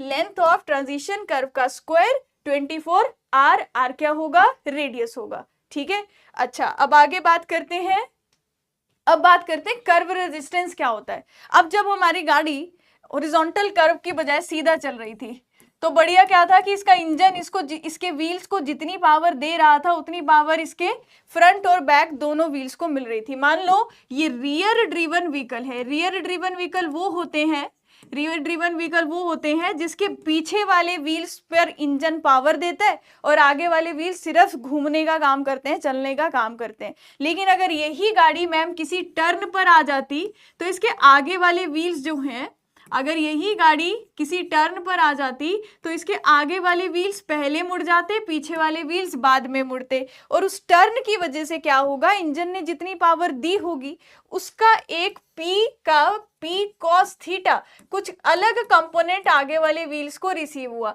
अब पीछे से पावर P मिली थी पर आगे वाले टायर मुड़ गए, उनको मुड़े कितने थे मैम, थीटा एंगल से, तो P मिलना चाहिए था, P cos थीटा कंपोनेंट मिल गया। कितना पावर में लॉस हुआ उसको बोलते हैं लॉस इन ट्रैक्टिव फोर्स। तो हम बोल सकते हैं it is P minus P cos theta. ठीक है, अब ये तो था हॉरिजॉन्टल कर्व। अगर मैं वर्टिकल कर्व की बात करूं तो वर्टिकल कर्व कहां प्रोवाइड किया जाता है, वर्टिकल कर्व दिया जाता है जहां ग्रेडियंट चेंज हो। हॉरिजॉन्टल सर्कुलर कर्व कहां दिया जाता है, जहां डायरेक्शन चेंज करनी हो, जब डायरेक्शन ऐसे घूमकर जाना है, हॉरिजॉन्टल कर्व। अब देखो रोड ऐसा था मैम इस तरीके से, यहां कौन सा कर्व दिया जाएगा, पहले वर्टिकल कर्व। देखो ये गाड़ी ऐसे चल रही है, ये गाड़ी साइड से देख रहे हो ये ऐसे जा रही है, तो जब भी रोड पर स्लोप का चेंज हो रहा हो, याद रखिएगा जब भी रोड पर स्लोप चेंज हो रही हो, स्लोप को भी बोल सकते हैं ग्रेडियंट। तो अगर ग्रेडियंट चेंज हो रहा हो तो कौन सा कर्व दिया जाता है मैम, वर्टिकल कर्व दिया जाता है। अब वर्टिकल कर्व जब जो डिजाइनर ग्रेडियंट प्रोवाइड करना चाहता है, वो स्लोप जब आप डिजाइनर बनेंगे, आप जो स्लोप रोड को प्रोवाइड करना चाहेंगे उसे बोला जाता है रूलिंग ग्रेडियंट। लेकिन आप चाह रहे थे यहाँ पर मैम 7% ग्रेडियंट दे दूं, 5% दे दूं, नहीं प्रोवाइड करवा पा रहे तो अब आपका खर्चा उसमें बहुत ज्यादा बढ़ जा रहा है। अगर हम जितना ग्रेडियंट देना चाहते हैं उसको प्रोवाइड करने में खर्चा ज्यादा बढ़ रहा है, अनइकोनॉमिकल हो रहा है, तो हम स्लोप को थोड़ा स्टीप रहने देते हैं। तो हम ऐसी स्लोप ना देकर सोचते हैं चल गाड़ी थोड़ा सा स्लोप में चल लेगी, पर हम पैसा नहीं कर सकते। और कुछ रोड्स में इससे भी ज्यादा स्लोप देनी पड़ती है, इससे भी ज्यादा स्लोप होती है एक्सेप्शनल ग्रेडियंट। तो रूलिंग मतलब थोड़ा फ्लैट होगा, लिमिटिंग बढ़ जाएगा और एक्सेप्शनल और बढ़ जाएगा। पेपर में पूछा गया है, अगर प्लेन एंड रोलिंग है 3 5 6 5 6 7 और 6 7 8 ऐसे याद रखना। तो 3 5 6 6 की 6.7 है, आपको थोड़ा बहुत रफली याद रह जाएगा। तो 3 5 6 5 6 7 6 7 8 ये माउंटेनियस और स्टीप टेरेन के लिए, और ये स्टीप टेरेन जिनका एलिवेशन 300 मीटर अबव मीन सी लेवल है, एग्जाम में पूछा भी गया है। तो अगर पूछा जाए डिजाइनर कौन सा ग्रेडियंट प्रोवाइड करना चाहता है, आंसर क्या करोगे, जो रूलिंग ग्रेडियंट होगा। ठीक है, लेकिन एक मिनिमम ग्रेडियंट प्रोवाइड करना पड़ेगा। मिनिमम ग्रेडियंट क्यों देना पड़ेगा, अब मैम ऐसा तो सीधा हम इसलिए नहीं बना सकते, रोड की लेंथ के लॉन्ग अगर गाड़ी ऐसे चल रही है तो मैं चाहती हूँ कि लेंथ के लॉन्ग में बारिश का पानी इजीली ड्रेन आउट हो सके, तो कुछ मिनिमम स्लोप देनी पड़ेगी। अगर रोड के साथ जो नालियां हैं, जो ड्रेन्स हैं, शोल्डर के बाद पानी कहाँ जाएगा, ड्रेन्स में जाएगा। अगर कॉन्क्रीट ड्रेन्स हैं तो हम कितना स्लोप देंगे, 0.2%। अगर कच्चा ड्रेन है थोड़ा ज्यादा देना पड़ेगा, 0.5%। बाकी क्या लिखा है, depending upon the soil it can be taken as 1/100 या फिर 1%। अगर परमिएबल सॉइल है, जल्दी पानी नीचे एंटर हो सकता है, तो थोड़ा ज्यादा स्लोप देना पड़ेगा, जो कि 1% है। तीनों वैल्यूज याद रखना, ठीक है। अब मुझे बताइएगा कि ग्रेड कंपनसेशन क्या होता है। ग्रेड कंपनसेशन कहाँ प्रोवाइड किया जाता है भाई, जब हम पहाड़ी इलाकों में घूमने जाते हैं तो हमने देखा है कि ऐसे टॉप में, पीक में जाकर एक मंदिर होता है या कोई एक कुछ ना कुछ किला मिल जाएगा, पुराना कुछ मिल जाएगा। तो आप वहां पहुंचने के लिए जब रोड पर जाते हो तो इस तरीके से आपको हॉरिजॉन्टल कर्व भी मिलता है, वर्टिकल भी, हॉरिजॉन्टल भी, वर्टिकल भी। तो जहां हॉरिजॉन्टल और वर्टिकल कर्व दोनों आपस में मिले वहां ग्रेड कंपनसेशन देना पड़ता है। तो हम क्या बोलेंगे, ग्रेड कंपनसेशन इज 30 + R/R और 75/R। रेडियस यहाँ पर आपको कर्व की पुट करनी पड़ेगी। कर्व का रेडियस कितना है, मीटर में है। जब ग्रेड कंपनसेशन यहां से निकालूंगी वैल्यू परसेंटेज में आएगी, यहां से निकालूंगी वैल्यू परसेंटेज में आएगी। इन दोनों का जो मिनिमम वैल्यू होगी उसे ग्रेड कंपनसेशन बोलेंगे। और इस कंपनसेशन को अप्लाई करने के बाद जो ग्रेडियंट बन जाता है उसे क्या कहते हैं, उसे कहते हैं कंपनसेटेड ग्रेडियंट। अगर कंपनसेटेड ग्रेडियंट निकालने के लिए बोला है तो क्या करेंगे मैम, जितना ग्रेडियंट दिया हुआ है उसमें माइनस कर देंगे ग्रेड कंपनसेशन। और मैम अगर माइनस करने के बाद वैल्यू 4% से कम आएगी, अगर वैल्यू 4% से कम आएगी तो क्या करना पड़ेगा, आंसर को 4% करना पड़ेगा। क्योंकि आईआरसी ने क्या बोला है, grade compensation is not necessary. अगर ग्रेडियंट 4% से भी फ्लैट है तो वहां प्रोवाइड नहीं करते हैं, ठीक है। चलिए, जो बाकी के डाउट पूछ रहे हैं उनका जवाब आपको देना जरूरी नहीं है, आप पढ़ाई पर ध्यान दीजिए, ठीक है। अब देखिए, जब वर्टिकल कर्व को डिजाइन किया जाता है तो दो कर्व हम पढ़ते हैं। जिसका हाईएस्ट पॉइंट अबव लाई कर रहा होगा इसे समिट कर्व बोला जाता है, और इस तरीके के कर्व को जिसका लोएस्ट पॉइंट यहाँ लाई करेगा इसे हम वैली कर्व बोलेंगे। तो समिट कर्व और वैली कर्व ध्यान रखना है। जो समिट कर्व है उसको किसके लिए डिजाइन करते हैं, समिट कर्व को डिजाइन किया जाता है दो मेन क्राइटेरिया के लिए। क्योंकि जब मैं यहाँ पर गाड़ी चलाऊंगी तो हो सकता है मुझे सामने से आने वाली गाड़ी इतना डिस्टेंस पहले ना दिखे कि मैं सेफली ब्रेक अप्लाई कर सकूं या फिर मैं ओवरटेक कर सकूं। तो याद रखिए, समिट कर्व को किन दो क्राइटेरिया के लिए डिजाइन करते हैं, स्टॉपिंग साइड डिस्टेंस और ओवरटेकिंग साइड डिस्टेंस, ठीक है। और वहीं पर अगर मैं बात करूं वैली कर्व को किन दो क्राइटेरिया के लिए डिजाइन किया जाता है, आपने आंसर बताना है किन दो क्राइटेरिया के लिए डिजाइन किया जाता है। So length of summit curve अगर आपको निकालनी है, स्टॉपिंग साइड डिस्टेंस क्राइटेरिया के लिए मैंने आपको पहले ही बता दिया था, आपको सिर्फ 4.4 याद रखना है। वैसे भी एसएसडी कम होता है तो 4.4 एसएसडी के लिए, ओवरटेकिंग साइड डिस्टेंस के लिए यही वैल्यू कितनी याद रखनी है, 9.6। तो NS² 9.6 और NS² 4.4। अच्छा, अब वैली कर्व को डिजाइन किया जाता है एक तो हेडलाइट साइड डिस्टेंस क्राइटेरिया के लिए, क्योंकि रात के टाइम जो गाड़ियों मतलब कोई गाड़ी चल नहीं रही है, उसकी हेडलाइट्स नहीं ऑन है, तो उसके साथ हमारा कोलिजन हो सकता है। तो एक तो हेडलाइट और दूसरा ड्रेनेज, वेरी गुड। और तीसरा क्राइटेरिया क्या होगा, कंफर्ट कंडीशन। तो 3 क्राइटेरियाज के लिए डिजाइन करेंगे। फॉर्मूला हम 2 के लिए पढ़ते हैं। तो हेडलाइट साइड डिस्टेंस के लिए फॉर्मूला NS² 1.5 + 0.035S। 1-2 बार लिखोगे तो याद हो जाएगा, ठीक है। अगर कंफर्ट कंडीशन की बात करूं तो एक और फॉर्मूला आता है इधर, 0.38 NV³ 1/2। इस फॉर्मूला को कंफर्ट कंडीशन के केस में तब यूज करोगे अगर v हमारी speed of vehicle in kilometre पर आ रहा है और क्वेश्चन में c की वैल्यू नहीं दी है। c is rate of change of centrifugal acceleration. अगर ये क्वेश्चन में नहीं दिया है तो आपने हमेशा वर्टिकल कर्व में उसको कितना एज्यूम करना है, 0.6 मीटर/सेकंड³ एज्यूम कर लेना है। तो जब मैं ये फॉर्मूला निकाल रही हूँ ना तो हमने c की वैल्यू पुट कर दी हुई है। अगर c की वैल्यू 0.6 के अलावा कुछ और दे दी तो ये फॉर्मूला यूज करना पड़ेगा, 2NV³ √ और डिवाइड बाय c। इस फॉर्मूला में जो स्पीड है वो मीटर/सेकंड में है और c is rate of change of centrifugal acceleration, ठीक है। Very good. तो आप हेडलाइट साइड साइड डिस्टेंस के लिए बता रहे हो मुझे, बीम एंगल 1 डिग्री होता है। Very good. आपको पता है गाड़ी जब आप चलाते हो तो एक हाई बीम होती है, एक लो बीम होती है, इन दोनों के बीच जो एंगल बनेगा वो 1 डिग्री है। क्या बता सकते हैं इंडिया में गाड़ियों की जो हेडलाइट की हाइट है वो कितनी रखी जाती है रोड सरफेस से? किसी को पता है तो कमेंट सेक्शन में जरूर बताइएगा, ठीक है। तो ये फॉर्मूला थोड़े से आप यहाँ पर नजर मार लेना in case of vertical curve. जल्दी से बता दीजिए जरा जिसको याद है। हाइट ऑफ हेडलाइट कितनी होती है फ्रॉम द रोड सरफेस। इसके बाद आता है ट्रैफिक इंजीनियरिंग। ट्रैफिक इंजीनियरिंग में मैं सबसे पहले ट्रैफिक के कैरेक्टरिस्टिक्स के बारे में पढ़ती हूँ, और ट्रैफिक के कैरेक्टरिस्टिक्स में कौन कौन से कैरेक्टरिस्टिक्स आएंगे एक बार उनको देख लेते हैं। 0.75 होता है, जो गलत बता रहे हैं उसको नोट डाउन कर लीजिए। गाड़ी की हेडलाइट की हाइट कितनी रखी जाती है या फिर मान ली जाती है, अगर आपको कैलकुलेशन करनी है तो 0.75 मीटर होगा, ठीक है। 0.75 मीटर इज करेक्ट आंसर। अच्छा, अब ट्रैफिक इंजीनियरिंग में एक आते हैं रोड यूजर कैरेक्टरिस्टिक, जो गाड़ी चला रहा है तो उसके मेंटल कैरेक्टरिस्टिक, उसके फिजिकल कैरेक्टरिस्टिक, एनवायरमेंटल कंडीशन, इन सब पे डिपेंड करता है कि वो व्हीकल कैसी चलाएगा, गाड़ी की स्पीड और इन सब फैक्टर्स पे, है ना। मेन यहाँ पर इंपॉर्टेंट आता है व्हीकुलर कैरेक्टरिस्टिक। व्हीकुलर कैरेक्टरिस्टिक में आता है अगर गाड़ी रुकी हुई है तो गाड़ी की विड्थ आईआरसी ने बोला 2.44 मीटर लेनी है। Length of semi trailer combination 16 metre. Length of tractor trailer combination 18 metre. PYQ session में इनमें मैंने डिफरेंस समझाया था।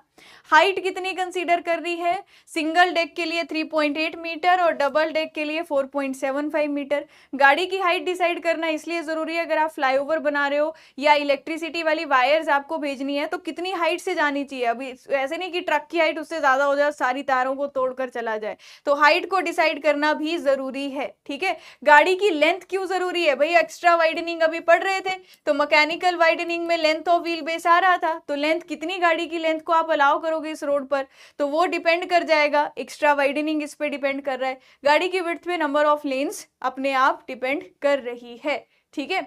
अच्छा, अब बात करते हैं स्पॉट स्पीड क्या होती है।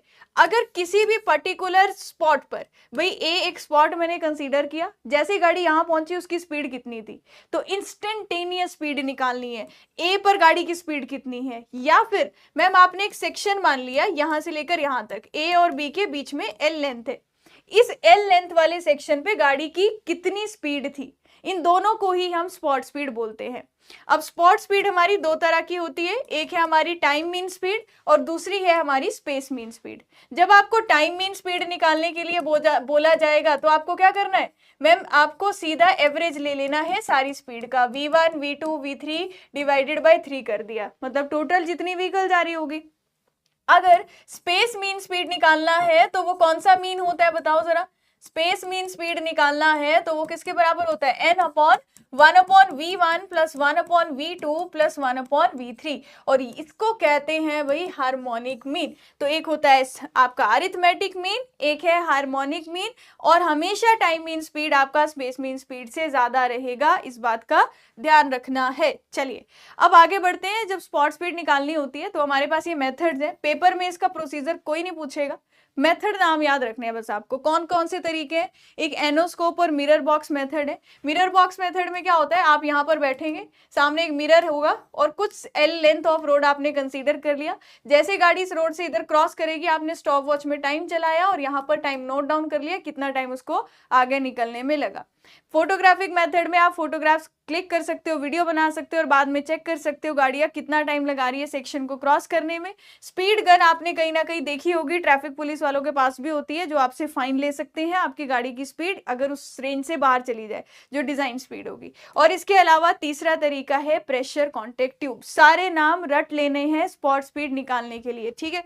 आगे बात करते हैं, अब स्पॉट स्पीड क्यों निकालते हैं, हमें यहां से बड़ी ही जरूरी बातें मिलती हैं। क्या? एक तो 98 परसेंटाइल स्पीड। 98 परसेंटाइल स्पीड तब आप यूज करोगे जो आपको रोड का ज्योमेट्रिक डिजाइन करना है। रोड के ज्योमेट्रिक डिजाइन के लिए 98 परसेंटाइल स्पीड यूज होगी। अब वो स्पीड जिस पर रोड पर 98% व्हीकल्स जिस स्पीड पर चल रहे हैं या जिस स्पीड से कम स्पीड पर चल रहे हैं वो 98 परसेंटाइल स्पीड है। जैसे अगर मैं आपको बोल दूं कि एक रोड की 98 परसेंटाइल स्पीड है 80 किलोमीटर पर आवर, तो इसका मतलब क्या होगा, 80 किलोमीटर पर आवर वाली स्पीड पर या इससे कम स्पीड पर इस रोड पर 98% व्हीकल चलते हैं। सिर्फ 2% ऐसे व्हीकल हैं जो 80 किलोमीटर पर आवर से ज्यादा पर चल रहे हैं, ये इसका मतलब है। 85 परसेंटाइल स्पीड को बोला जाता है अपर सेफ स्पीड लिमिट और लोअर स्पीड लिमिट बोला जाता है 15 परसेंटाइल स्पीड को। इनके नाम आपको याद रखने हैं। कोई बात नहीं, गाड़ी नहीं है तो गाड़ी आ जाएगी, अगर आप ध्यान से पढ़ेंगे, पेपर निकालेंगे तो गाड़ी भी आ जाएगी, है ना। अब देखो, speed at which the maximum number of vehicles are travelling. अब जिस स्पीड पर किसी रोड पर सबसे ज्यादा व्हीकल चल रहे होंगे उसे क्या बोला जाएगा, उसे बोला जाएगा मॉडल स्पीड, ठीक है। अच्छा, अब इसके आगे बढ़ते हैं। अब ट्रैफिक वॉल्यूम क्या होता है, अगर मैं रोड का आप एक सेक्शन कंसीडर कर लो, ये ए है, जैसे आज मैराथन चल रहा है ना, ये फिनिश लाइन है, तो इस फिनिश लाइन को 1 घंटे का टाइम ले लेते हैं। 1 घंटे में कितनी गाड़ियों ने क्रॉस किया, तो नंबर ऑफ व्हीकल, एन क्या बता रहा है, कितनी व्हीकल है जो 1 आवर में इस सेक्शन को क्रॉस कर रही है, वो क्या है, ट्रैफिक वॉल्यूम, या उसे बोला जाता है ट्रैफिक फ्लो।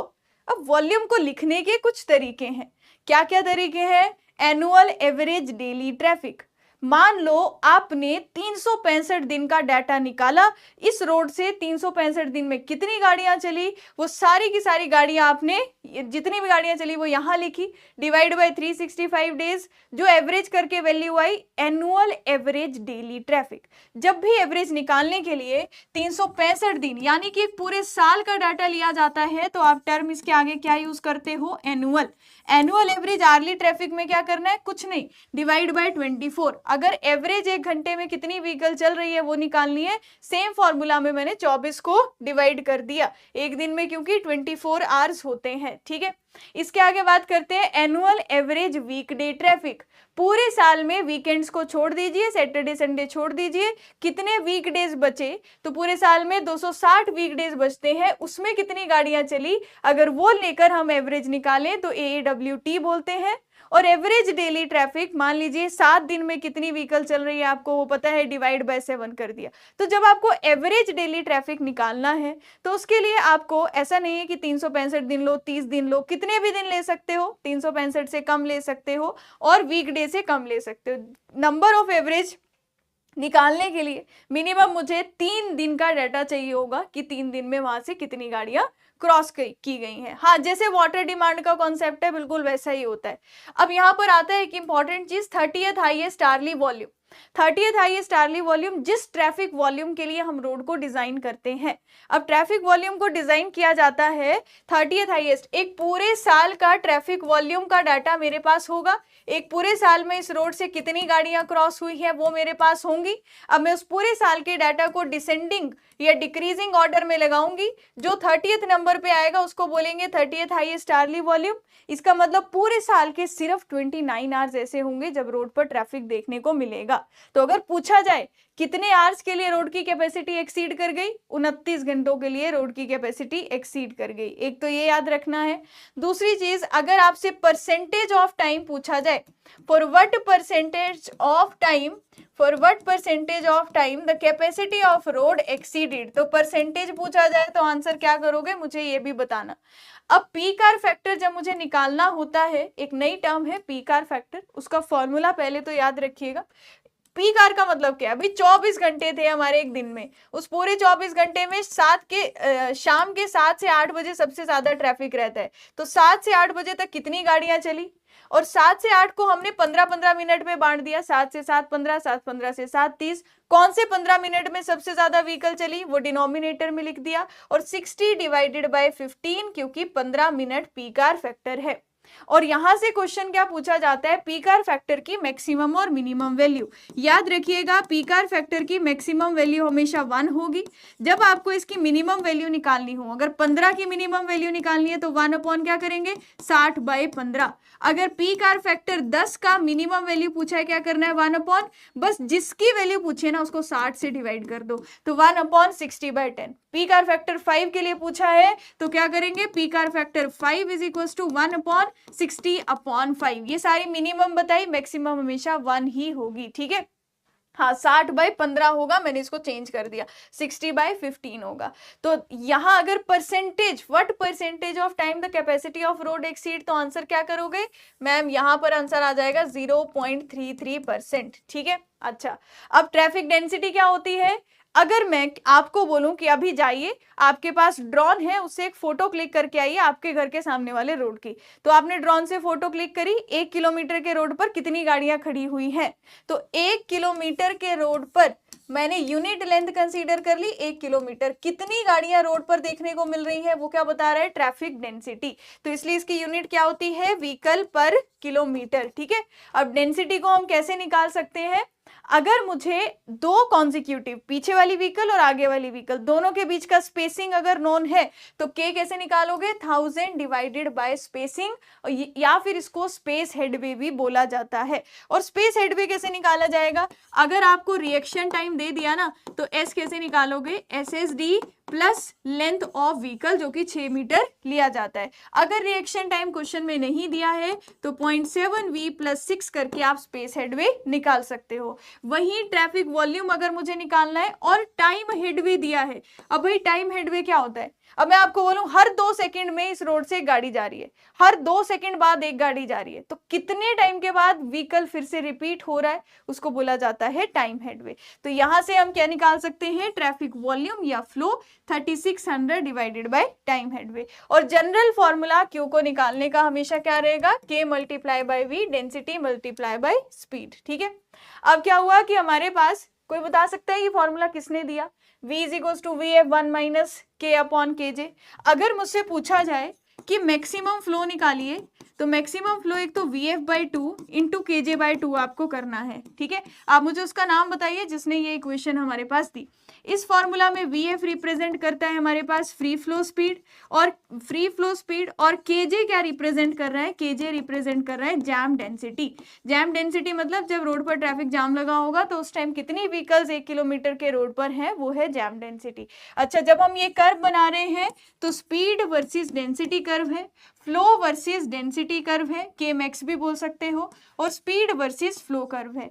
तो जब स्पीड VF/2 होती है तो क्यू हमारा मैक्स के बराबर होता है, और जब density half of the jam density होती है तो क्यू मैक्स होता है। ये किसने दिया है, वेरी गुड, ये दिया है ग्रीन शील्ड ने। तो ग्रीन शील्ड ने बोला कि अगर आपको स्पीड निकालनी है और आपको फ्री फ्लो स्पीड पता है, जैम डेंसिटी पता है, तो किसी और स्पीड पर डेंसिटी निकाल सकते हो। और ये किसकी इक्वेशन है, इस कर्व से आई है जो कि लीनियर है। आपको याद रखना है ये दो कर्व हमारे, ये दोनों कर्व जो है ये पैराबोलिक है और वो लीनियर है, speed versus density curve. Maximum value Q की हम यहां से निकाल सकते हैं। ठीक है। अच्छा, इसके आगे बात करते हैं। अब जो हम कुछ ना ट्रैफिक स्टडीज करते हैं, ट्रैफिक स्टडीज में सबसे पहले आता है origin and destination study. Origin destination ये चेक करने के लिए की जाती है कितनी व्हीकल उस रोड का यूज करेगी अगर फ्यूचर में आप उस रोड को एक्सपैंड करते हो। तो ओरिजिन क्या है और गाड़ी का डेस्टिनेशन क्या है, आपको यहाँ पर ध्यान रखना है कि डिजायर लाइन्स किस स्टडी में बनाई जाती हैं। तो डिजायर लाइन से रिप्रेजेंट किया जाता है कितना ट्रैफिक A से B और B से A की तरफ आ रहा है। तो जितनी विड्थ होगी डिजायर लाइन की वो क्या रिप्रेजेंट कर रहा है, number of traffic movement in both the direction, दोनों डायरेक्शन में व्हीकल की मूवमेंट कितनी हो रही है। ठीक है। और ये कुछ स्टडीज हैं, इनके नाम याद रखिएगा। ये सारे किस लिए किए जाते हैं, ओरिजिन एंड डेस्टिनेशन स्टडी के लिए। ठीक है।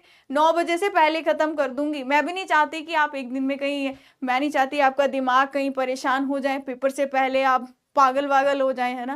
तो थोड़ा सा पहले खत्म करेंगे, थोड़ा सा रेस्ट कर लीजिएगा, आराम से नींद लीजिएगा, और फिर कल फिर से आपको तैयार रहना है सुबह 9 बजे के लिए।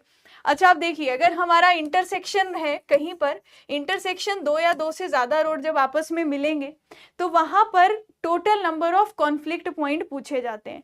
अगर ये एक रोड A है, इसको मैं बोल दूं ये रोड A था, और ये हमारा रोड B है, तो आपको क्या दिख रहा है, रोड A में 2 लेन्स है, 2 लेन्स है, रोड बी में भी कितनी लेन्स है, ये 2 लेन्स है। तो रोड ए और रोड बी दोनों में 2 लेन है, दोनों में 2 वे ट्रैफिक है, तो total number of conflict point होंगे 14। और मैंने आपको ये बार बार बोला है, इसको ऐसे याद रखो, 16, 8, 7, 4, 4, 2। ठीक है, ये कुछ वैल्यूज याद रखनी है, 16, 8, 7, 4, 4, 2। तो अगर हमारा एक जो है 1 वे है, दूसरा रोड 2 वे है, तो उसमें 7 और 4 मेजर और माइनर दोनों याद रह जाएंगे, 4 और 2 वो 2 वे ट्रैफिक। टोटल की बजाय मेजर माइनर याद रखिएगा, आपसे रेशियो जो है वो पूछी जाती है। ठीक है, अच्छा, अब पार्किंग स्टडी में ना मेरे को मेजरली क्या पढ़ना है कि पार्किंग जो होती है ऑफ स्ट्रीट और ऑन स्ट्रीट। ऑफ स्ट्रीट का मतलब है कि पार्किंग के लिए, गाड़ियों को पार्क करने के लिए एक अलग सी गाड़ी, एक अलग से बिल्डिंग बना दी गई है, तो ऑफ स्ट्रीट हो गई। रोड के साथ में ही पार्क कर रहे हैं तो ऑन स्ट्रीट हो गई। अगर मैं बात करूं, length of wheel base 6.6 metre है, तो अगर हम कर्ब पार्किंग करते हैं, जिस डायरेक्शन में गाड़ी चल रही है उस डायरेक्शन में ही पार्क कर दिया, तो एक गाड़ी को अगर आपको पार्क करना है कम से कम 6.6 मीटर उसकी लेंथ आपको रिक्वायर होगी, जिससे अगर total number of vehicle 1 kilometre के रोड पर निकालनी हो कि कितनी गाड़ियां खड़ी होंगी, तो कैसे निकाल सकते हैं मैम, यहां पर n is equal to L metre, मान लो 1 किलोमीटर रोड पे कितनी गाड़ियां खड़ी होगी, तो आप मैम 1 किलोमीटर यहाँ पुट करो, 6.6 मीटर में 1 आ रही है, 1 किलोमीटर में हम निकाल लेंगे। तो इसमें क्या होगा, 1 किलोमीटर के रोड पे कम गाड़ियां खड़ी हो सकती हैं।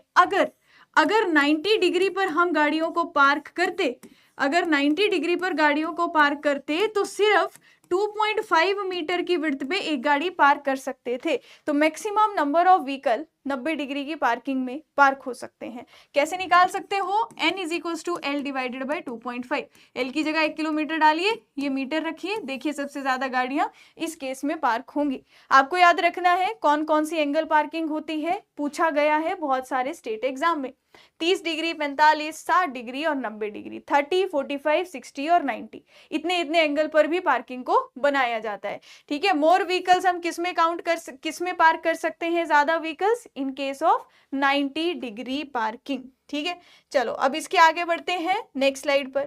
अब बात करते हैं रोटरी इंटरसेक्शन। कई बार आपने देखा होगा राउंड अबाउट दे दिया होता है, जहां पर भी 2 या 2 से ज्यादा रोड आपस में मिल रहे होंगे तो सेंट्रल आइलैंड और गाड़ियों को इससे घूमकर जाना होता है।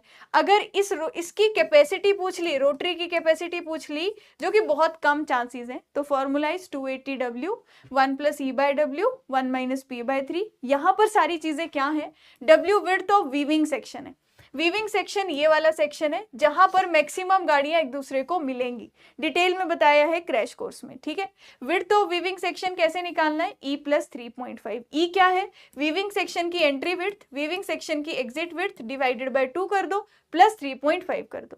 लेंथ ऑफ वीविंग सेक्शन, यहां से यहां तक की लेंथ कैसे निकालनी है, 4 टाइम्स ऑफ W के बराबर होगी। P क्या रिप्रेजेंट कर रहा है, वीविंग प्रोपोर्शन या वीविंग रेशियो, किसके बराबर है, कितना वीविंग ट्रैफिक है और कितना टोटल ट्रैफिक है, इन दोनों का। यहां से C किस में निकलेगा, PCU पर R में, क्योंकि हम किसी भी व्हीकल को किस में कन्वर्ट करते हैं, स्टैंडर्ड पैसेंजर कार में। ठीक है, यहाँ याद रखना कि जब रोटरी को डिजाइन करते हैं तो रूरल एरियाज में स्पीड 40 किलोमीटर पर याद रखी जाती है और अर्बन एरियाज में थोड़ी कम रखी जाती है। ज्यादातर इंपॉर्टेंट ये चीज पूछी जाती है, जो सेंट्रल आइलैंड बनाया जाता है ना, जो सेंटर पे सर्कुलर सा पार्ट है जिससे आपको गाड़ी को घूमकर जाना होता है, उसकी कितनी रेडियस होती है, तो that is 1.33 times the radius of entry. तो इसका मतलब radius of central island is 1.33 times of entry radius के बराबर होगा, ये याद रखना। एग्जिट रेडियस जो होता है वो एंट्री से ज्यादा रखा जाता है, क्योंकि जब रेडियस ज्यादा होगा तो गाड़ी तेज स्पीड से उस रोटरी से बाहर निकल पाएगी। तो 1.5 to 2 टाइम्स ये ज्यादा रखा जाता है। ठीक है, अब ट्रैफिक सिग्नल की बात करते हैं, तो special type of traffic signal होते हैं, उसको क्या बोला जाता है, फ्लैशिंग बेकन्स। जो फ्लैशिंग बेकन्स होंगे ना वो इस तरीके के होते हैं, आपने येलो कलर के सिग्नल देखे होंगे जो ब्लिंक कर रहे होते हैं, जलते हैं बंद होते हैं, जलते हैं बंद होते हैं। तो वो क्या बताते हैं कि भाई आगे आने वाली सिचुएशन के लिए आप थोड़ा सा पहले अवेयर हो जाए, है ना। हो सकता है रोड पे स्लिपरी हो सकता है किसी भी आगे आने वाली सिचुएशन के लिए अवेयर करते हैं वो आपको, हो सकता है आगे स्कूल हो तो आपको अपनी स्पीड को स्लो करना पड़े, तो इसको बोलते हैं स्पेशल सिग्नल। आगे बात करते हैं, ट्रैफिक सिग्नल को क्लासिफाई करते हैं इस बेसिस पे कि क्या उनमें कलर्स शो हो रहे हैं। जैसे साइमल्टेनियस सिस्टम, अगर यहाँ एक ट्रैफिक सिग्नल था, यहाँ सिग्नल था, यहाँ सिग्नल था, सारे सिग्नल सेम टाइम पे सेम लाइट शो कर रहे हैं, ग्रीन है तो सब में ग्रीन है, रेड है तो सब में रेड है, वो साइमल्टेनियस हो गए। अगर रोड की लेंथ के अलोंग जितने भी ट्रैफिक सिग्नल हैं उसमें ऑल्टरनेट कलर शो हो रहा है, रेड ग्रीन रेड, तो उसे क्या बोलेंगे, alternate signal. Simple progressive system इस तरीके से बनाए जाएंगे कि जब गाड़ी इस और इस यहां से चले अगर सेम स्पीड से चल रही है, उसको यहाँ ग्रीन मिला, यहाँ भी ग्रीन मिला, यहाँ भी ग्रीन मिला, तो इस तरीके से डिजाइन किया जाएगा। अब इन दो में कंफ्यूज मत होना, यहाँ गाड़ी चल रही है, चली तो ग्रीन मिला, आगे चली फिर ग्रीन मिला, तो जैसे जैसे गाड़ी चलती जाए तो उसको सेम सिग्नल आगे को जाने पर मिलेगा। मैक्सिमम व्हीकल जो है वो चलता जाए, रुके ना, ज्यादा से ज्यादा ट्रैफिक निकल जाए उस इंटरसेक्शन से। बस ये डिफरेंस होता है। सिंपल प्रोग्रेसिव सिस्टम में फिक्स्ड टाइप सिग्नल होते हैं, जहां सिग्नल की टाइमिंग पहले से फिक्स है, रेड का टाइम कितना होना है, ग्रीन का टाइम कितना होना है। और वहीं पर अगर मैं बात करूं जो हमारा फ्लेक्सिबल प्रोग्रेसिव सिस्टम है, ये सबसे ज्यादा एफिशिएंट होता है। क्यों? क्योंकि इसमें हम लोग पहले से टाइम डिसाइड नहीं कर रहे कि रेड इतना ही देना है, ग्रीन इतना ही देना है। On the basis of traffic, आज यहाँ पे ट्रैफिक कितना है, उस बेसिस पे उस सिग्नल का टाइम जो है वो वेरी करता रहेगा, ठीक है। और ये सबसे मोस्ट एफिशिएंट सिस्टम होता है। अब जब हमें सिग्नल को डिजाइन करना है, तो सिग्नल का डिजाइन का ये फॉर्मूला किसने दिया था, एक बार कमेंट सेक्शन में बता दो। तो हम क्या कहेंगे, साइकिल लेंथ कैसे निकालनी है। सी रिप्रेजेंट कर रहा है cycle length 1.5L + 5/1 - y। L क्या होता है, टोटल लॉस टाइम।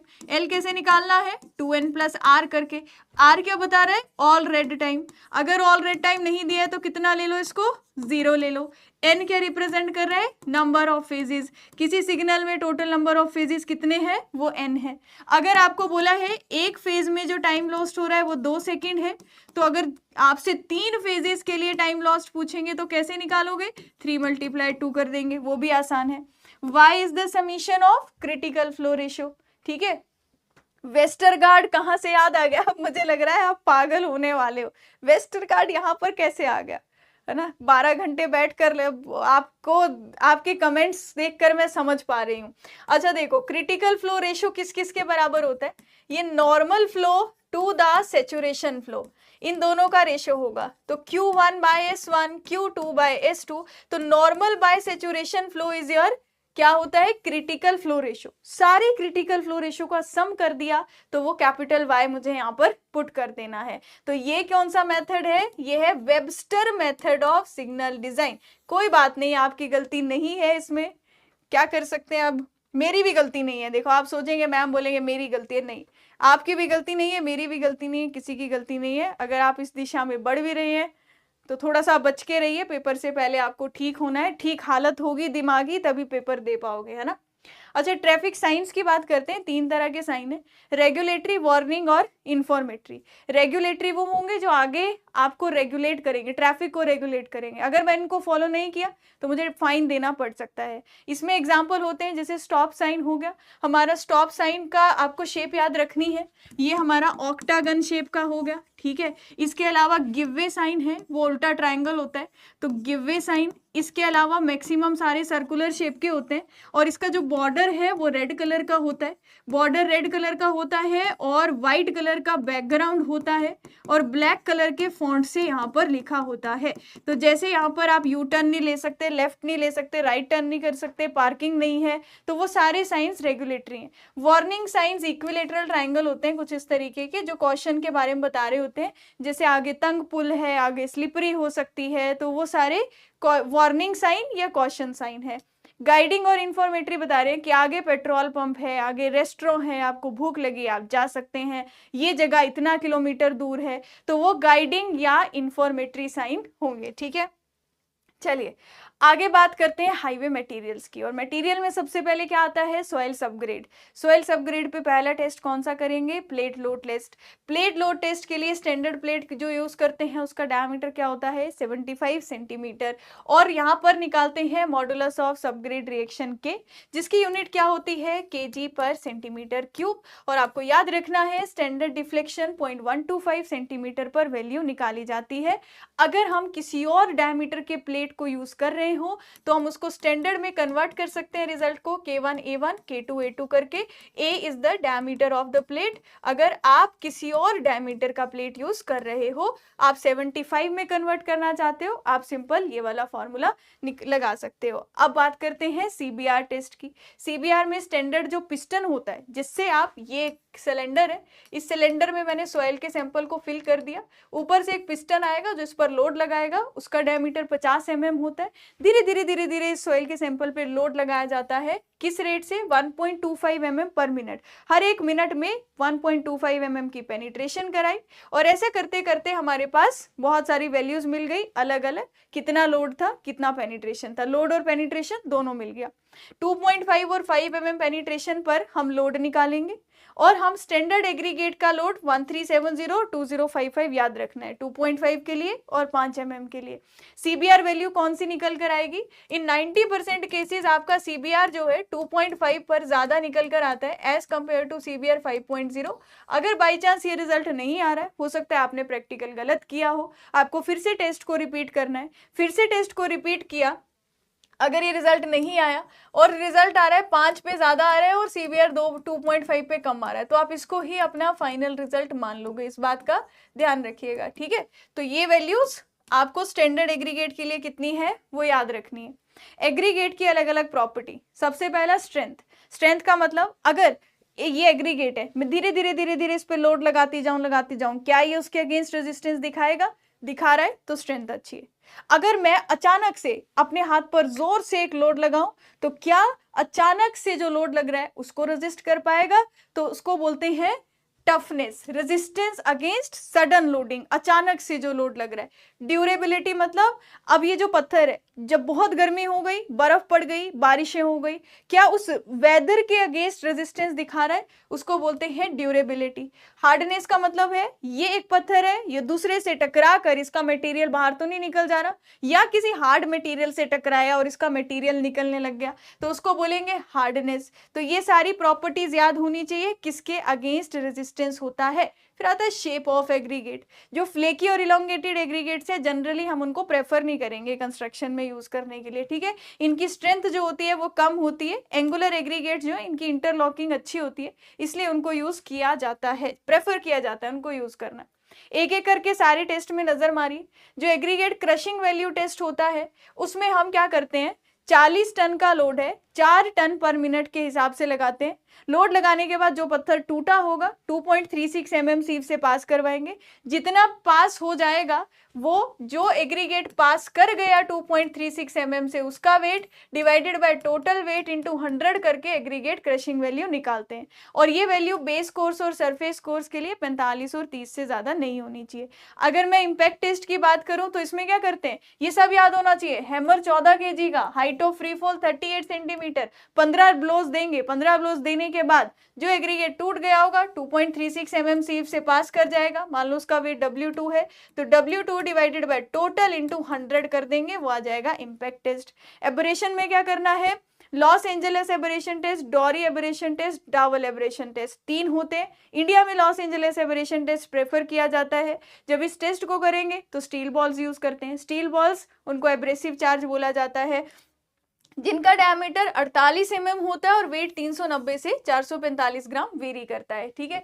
अब 1.7 mm की सीव याद रखना, इस सीव से पास कराएंगे, जो पास कर जाएगा डिवाइडेड बाय टोटल करके एग्रीगेट एब्रेसिव वैल्यू आप यहाँ पर निकाल लेंगे। कोएफिशिएंट ऑफ हार्डनेस 1 नंबर का पूछा जा सकता है। जब आपने एब्रेशन टेस्ट किया तो कितना एग्रीगेट्स के वेट में लॉस हुआ वो यहाँ लिखिए, डिवाइड बाय 3। साउंडनेस टेस्ट क्यों करेंगे, उसका ड्यूरेबिलिटी चेक करने के लिए। कौन से 2 केमिकल यूज करते हैं, सोडियम सल्फेट और मैग्नीशियम सल्फेट। उसके सोडियम सल्फेट और मैग्नीशियम सल्फेट के सॉल्यूशन में 16 से 18 घंटे के लिए इसको डिप करके रखोगे, उसके बाद निकालोगे, ओवन ड्राई करोगे 3 से 4 घंटे के लिए, फिर से डिप कर दोगे। ऐसे जब 5 ड्राई और वेट साइकिल हो जाएंगे तो सोडियम सल्फेट के लिए ये वैल्यू 12% से ज्यादा लॉस नहीं होना चाहिए एग्रीगेट्स में, और फॉर मैग्नीशियम सल्फेट ये 18% से ज्यादा नहीं होना चाहिए। एग्जाम के लिए ये याद रखना है। फ्लेकी एग्रीगेट कौन सा होगा, जिसकी सबसे छोटी dimension 0.6 times of mean dimension से भी छोटी है। अब फ्लेकी एग्रीगेट्स निकालने के लिए आप किसका यूज करते हो, कोई बता सकता है? फ्लेकी एग्रीगेट्स निकालने के लिए किसका यूज किया जाता है और इलोंगेटेड के लिए किसका यूज किया जाता है, जल्दी से आंसर करेंगे। एग्रीगेट जिनकी greatest dimension 1.8 times of mean dimension से ज्यादा है उसे क्या बोला जाता है, इलोंगेटेड एग्रीगेट। अगर मुझसे स्लॉट साइज पूछा जाएगा तो राइट साइज में जो वैल्यू लिखी है कि थिकनेस गेज का slot size 0.6 times mean dimension और लेंथ गेज मैंने ही बता दिया, लेंथ गेज के लिए slot size 1.8 time of mean dimension होता है। मिनिमम 6.3 mm का पार्टिकल होना चाहिए, तभी आप उसका टेस्ट वहां पर कर पाओगे। एंगुलैरिटी नंबर 0 से 11 के बीच में वेरी करता है। ये बताता है कितने एग्रीगेट्स हैं जो राउंडेड शेप से ज्यादा है। 33% से ज्यादा वर्ड्स कितने हैं, वो एंगुलैरिटी नंबर है। 0 के पास होगा तो ज्यादातर हमारे कैसे एग्रीगेट्स होंगे, राउंडेड होंगे। जितना ज्यादा एंगुलैरिटी नंबर होगा उतने ज्यादा एंगुलर एग्रीगेट्स होंगे। तो एग्रीगेट्स जो हैं वर्ड्स 33% से कितने ज्यादा हैं, वो हमें एंगुलैरिटी नंबर बताता है। अगर हम बिटुमिन और टार के बीच डिफरेंस देखें तो बिटुमिन को बनाते हैं फ्रैक्शनल डिस्टिलेशन से और टार को बनाते हैं डिस्ट्रक्टिव डिस्टिलेशन से। याद रखिएगा, ये कार्बन डाइसल्फाइड और टेट्राक्लोराइड में कंप्लीटली सॉल्युबल होगा। टेम्परेचर के अगेंस्ट रेजिस्टेंस बिटुमिन कम दिखाता है, ये ज्यादा दिखाएगा। इसमें कार्बन कंटेंट कम होगा, टार में कार्बन कंटेंट ज्यादा होगा। स्पेसिफिक ग्रेविटी बिटुमिन की 1 है और टार की 1.20, इसके कंपैरिजन में ज्यादा होती है। अब हम बिटुमिन को जब ग्रेडिंग में कन्वर्ट करते हैं on the basis of viscosity, VG 10, 20, 30, 40, ये 4 ग्रेड्स हैं। 40 रिप्रेजेंट कर रहा है सबसे ज्यादा विस्कोसिटी, 10 रिप्रेजेंट कर रहा है सबसे कम विस्कोसिटी। अगर विस्कोसिटी की वैल्यू पूछी जाए तो क्या करना होगा, मल्टीप्लाई 80 कर दीजिए, 40 मल्टीप्लाई 80 3200 पॉइंट्स, ऐसे आप इसको याद रख सकते हो। ठीक है, आगे बात करते हैं कटबैक बिटुमिन क्या होता है। अब बिटुमिन की जनरली विस्कोसिटी बड़ी ज्यादा रहती है, मुझे जब साइट पर उसको यूज करना है, उसको कम करने के लिए इसमें एक लिक्विड मिला दिया जाता है, वॉलेटाइल लिक्विड, जो बाद में वेपर्स की फॉर्म में आउट हो जाएगा। तो बिटुमिन प्लस वॉलेटाइल लिक्विड बनता है कटबैक बिटुमिन। अब जो वेपर्स की फॉर्म में आउट होगा, जो जल्दी आउट हो जाएगा, वो रैपिड क्योरिंग, जिसे टाइम लगेगा मीडियम, और टाइम लग रहा है वो स्लो क्योरिंग। तो तीनों के लिए याद रखना है, रैपिड क्योरिंग के लिए volatile liquid naphtha gasoline, medium के लिए केरोसिन, और स्लो क्योरिंग के लिए कोई भी high boiling point oil. Bitumen emulsion क्या होती है, बिटुमिन पानी और एक इमल्सिफायर, जनरली केटायनिक इमल्सिफायर डाला जाता है और बाद में उसके भी वेपर्स एमिट हो जाते हैं। ठीक है, और वो बिटुमिन हार्ड हो जाता है। कुछ टाइम के लिए आपको बिटुमिन को उसकी विस्कोसिटी को इतना कम करना है कि उसको जगह जगह पर आप अप्लाई कर सको। ठीक है, तो ध्यान रखिएगा, इसलिए हम बिटुमिन इमल्शन बनाते हैं। और जो भी रेनी वेदर होगा वहां पर अगर मुझे मेंटेनेंस का काम करना है तो मैं बिटुमिन इमल्शन को सबसे ज्यादा प्रेफर करूंगी। विस्कोसिटी चेक करने के लिए विस्कोमीटर का यूज करेंगे। विस्कोमीटर में हम चेक करेंगे, ऊपर एक फ्लास्क होगा, कितने टाइम में, नीचे एक बीकर है, इससे जब बिटुमिन इस बीकर में आएगा कितने सेकेंड में उस बीकर को फिल कर रहा है। तो कितना टाइम, जितना ज्यादा टाइम लगा उतनी ज्यादा विस्कोसिटी, कम टाइम लगा कम विस्कोसिटी। डक्टिलिटी, इसको कितनी लेंथ तक स्ट्रेच किया जा सकता है, तो डक्टिलिटी की यूनिट क्या होगी, सेंटीमीटर, डिस्टेंस में होगी। पेनिट्रेशन टेस्ट बिटुमिन की ग्रेड को फाइंड आउट करने के लिए किया जाता है। बिटुमिन में 100 ग्राम की नीडल को पेनिट्रेट करते हैं 5 सेकंड के लिए, यहां रिजल्ट बताया जाता है 1/10 ऑफ mm। अगर 80/100 ग्रेड है तो इसका मतलब पेनिट्रेशन कितनी हो रही है, 8 mm से 10 mm के बीच में। सॉफ्टनिंग पॉइंट का मतलब है बिटुमिन कितने टेम्परेचर पर सॉफ्ट हो रहा है, सॉलिड से लिक्विड कंसिस्टेंसी को अचीव कर रहा है। रिंग एंड बॉल एपरेटस का यूज करते हैं और धीरे धीरे 5 डिग्री सेल्सियस के हिसाब से टेम्परेचर बढ़ाएंगे। जितने टेम्परेचर पर रिंग यहाँ पर जिसमें बिटुमिन भरा है, इसके ऊपर एक बॉल है, ये दूसरी नीचे एक प्लेट जो 2.54 सेंटीमीटर के डिस्टेंस पर होगी, ये बॉल नीचे वाली जो प्लेट है उसको टच कर जाती है, उस टेम्परेचर को नोट डाउन कर लेते हैं। तो सॉफ्टनिंग पॉइंट वो टेम्परेचर होता है जिस पे बिटुमिन सॉफ्ट हो जाता है। फ्लैश एंड फायर के लिए पेंस्की मार्टन का एपरेटस यूज होता है, ताकि हम ये चेक कर सकें कि जब आप साइड पर बिटुमिन को हीट कर रहे हैं तो कितना टेम्परेचर वहां पर रखना पड़ेगा। पहले फ्लैश पॉइंट आएगा, फिर फायर पॉइंट आएगा, और जनरली 175 डिग्री सेल्सियस से कम टेम्परेचर पर ही बिटुमिन को हीट किया जाता है। ठीक है, क्यों, ताकि ऐसा ना हो जाए आग लग जाए जहां पर आप काम कर रहे हो, है ना। अच्छा, फ्लेक्सिबल और रिजिड पेमेंट में क्या डिफरेंस होता है, जिसका टॉप सरफेस डार्क कलर का है वो फ्लेक्सिबल पेमेंट है, जिसमें लोड कैसे ट्रांसफर हो रहा है, एक पार्टिकल से दूसरे पार्टिकल में ग्रेन टू ग्रेन, वो फ्लेक्सिबल पेमेंट है। याद रखना है IRC 37 कोड है फ्लेक्सिबल पेमेंट के लिए, IRC 58 है रिजिड पेमेंट के लिए। रिजिड में सीमेंट कॉन्क्रीट बनाया जाएगा, इसमें जॉइंट्स भी होंगे, इसलिए इसमें बार्स भी प्रोवाइड कराई जाएगी। यहां पर फेलियर किस वजह से होता है, देखो फ्लेक्सिबल में 2 क्राइटेरिया मेन याद रखने हैं, क्या क्या है, फटीग और दूसरा, फटीग की वजह से क्रैक्स बनते हैं, दूसरा है रटिंग। तो फटीग का मतलब क्या होता है, जब लोड लगने पर टेंसाइल स्ट्रेन इतनी ज्यादा डेवलप हो जाए रोड के सरफेस के पास, रोड के सरफेस के पास टेंसाइल स्ट्रेन इतनी ज्यादा डेवलप हो जाए कि वो बियर ही नहीं कर पा रहा, तो उसकी वजह से क्रैक आ जाएंगे, तो हम बोलेंगे पेमेंट फेल कर गई। और रटिंग का मतलब क्या है, गड्ढा देखा है, अब इस तरीके से यहाँ मस्त गाड़ी चल रही थी लेकिन थोड़ा सा डिफ्लेक्शन दिख रहा है रोड पर, तो ये जो डिफॉर्मेशन आ गया 20 mm का, जब 20 mm का हो जाता है मानते पेमेंट फेलियर हो गया, ठीक है। और रिजिड पेमेंट में फेलियर किस वजह से देखने को मिलता है, मड पंपिंग की वजह से। अब रिजिड पेमेंट में आपने ज्वाइंट दिया, बारिश हुई, नीचे सॉइल है और सॉइल की जो पानी जो है वो अंदर आया और सॉइल की स्लरी बन गई, लोड लगा, स्लरी बाहर की तरफ निकली और यहाँ खाली एक वॉइड बन गया जो लोड बियर कर नहीं पा रहा। तो ये एक मेन रीजन होता है रिजिड पेमेंट के फेलियर का, ठीक है। डिजाइन लाइफ 20 साल, 15 साल, कंस्ट्रक्शन पीरियड इसका 30 साल होता है। अगर मैं फ्लेक्सिबल पेमेंट के इंपॉर्टेंट फॉर्मूलाज बताऊं, rigidity factor contact pressure by tyre pressure होता है। जब आपका रिजिडिटी फैक्टर 1 होगा तो 7 kg पर सेंटीमीटर स्क्वायर दोनों की वैल्यू बराबर होगी। जब टायर प्रेशर ज्यादा होगा तो रिजिडिटी फैक्टर की वैल्यू लेस देन 1। जब टायर प्रेशर की वैल्यू कम होगी तो रिजिडिटी फैक्टर की वैल्यू ज्यादा होगी। दोनों एक दूसरे के क्या है, इनवर्सली प्रोपोर्शनल, ठीक है। अगर आपको फ्लेक्सिबल पेमेंट डिजाइन करनी है तो स्टैंडर्ड लोड कंसीडर करना है, वो जो आपका सिंगल एक्सल एक है, दोनों तरफ डुअल व्हील लगा है, इस पर कितना लोड आ रहा है आपका 80 किलो न्यूटन का, 80 किलो न्यूटन को स्टैंडर्ड एक्सल मानेंगे। इक्विवेलेंट एक्सल लोड फैक्टर निकालना है, किसी भी अलग लोड को स्टैंडर्ड एक्सल में कन्वर्ट करना है, उसके लिए हम ये फॉर्मूला यूज करते हैं। मान लो 120 किलो न्यूटन के लोड को निकालना है कि कितने स्टैंडर्ड एक्सल होंगे, तो 120 बाय 80⁴ करके निकालेंगे। और इस फॉर्मूला से कोई न्यूमेरिकल आए तो वो बहुत ही कम चांस है, इतना बड़ा कैलकुलेशन पूछेगा नहीं। तो नंबर ऑफ स्टैंडर्ड एक्सल 365 है, इस फॉर्मूला से निकाल सकते हैं, पर रेयर चांस है यहाँ से न्यूमेरिकल आपको आए, है ना। रिजिड पेमेंट में जितने भी फॉर्मूलाज दिए किसने दिए, वेस्टरगार्ड ने। रिजिड पेमेंट के लिए कोई भी क्वेश्चन आए आंसर क्या करोगे, वेस्टरगार्ड करोगे, ठीक है। अच्छा, वेस्टरगार्ड में देखिएगा 2 फॉर्मूला सबसे ज्यादा इंपॉर्टेंट देखे गए हैं एसएससी जेईई और स्टेट एग्जाम में। पहला है रेडियस ऑफ रिलेटिव स्टिफनेस, ई क्या रिप्रेजेंट कर रहा है, ई रिप्रेजेंट कर रहा है मॉडुलस ऑफ इलास्टिसिटी, एच क्या रिप्रेजेंट कर रहा है, thickness of the payment, thickness of the payment के हमने अभी निकाला P बाय डेल्टा, और म्यू होता है पॉइजन रेशियो, ये याद रखना इंपॉर्टेंट है। और दूसरा रेडियस ऑफ रेजिस्टिंग सेक्शन, इसके लिए जब भी रेडियस ऑफ रेजिस्टिंग सेक्शन पूछा जाएगा आपको A बाय H का रेशियो निकालना है। A क्या होगा, जो व्हील लोड आ रहा है उसका एरिया से आप रेडियस निकाल सकते हो, तो ये रेडियस है, H is the thickness of slab.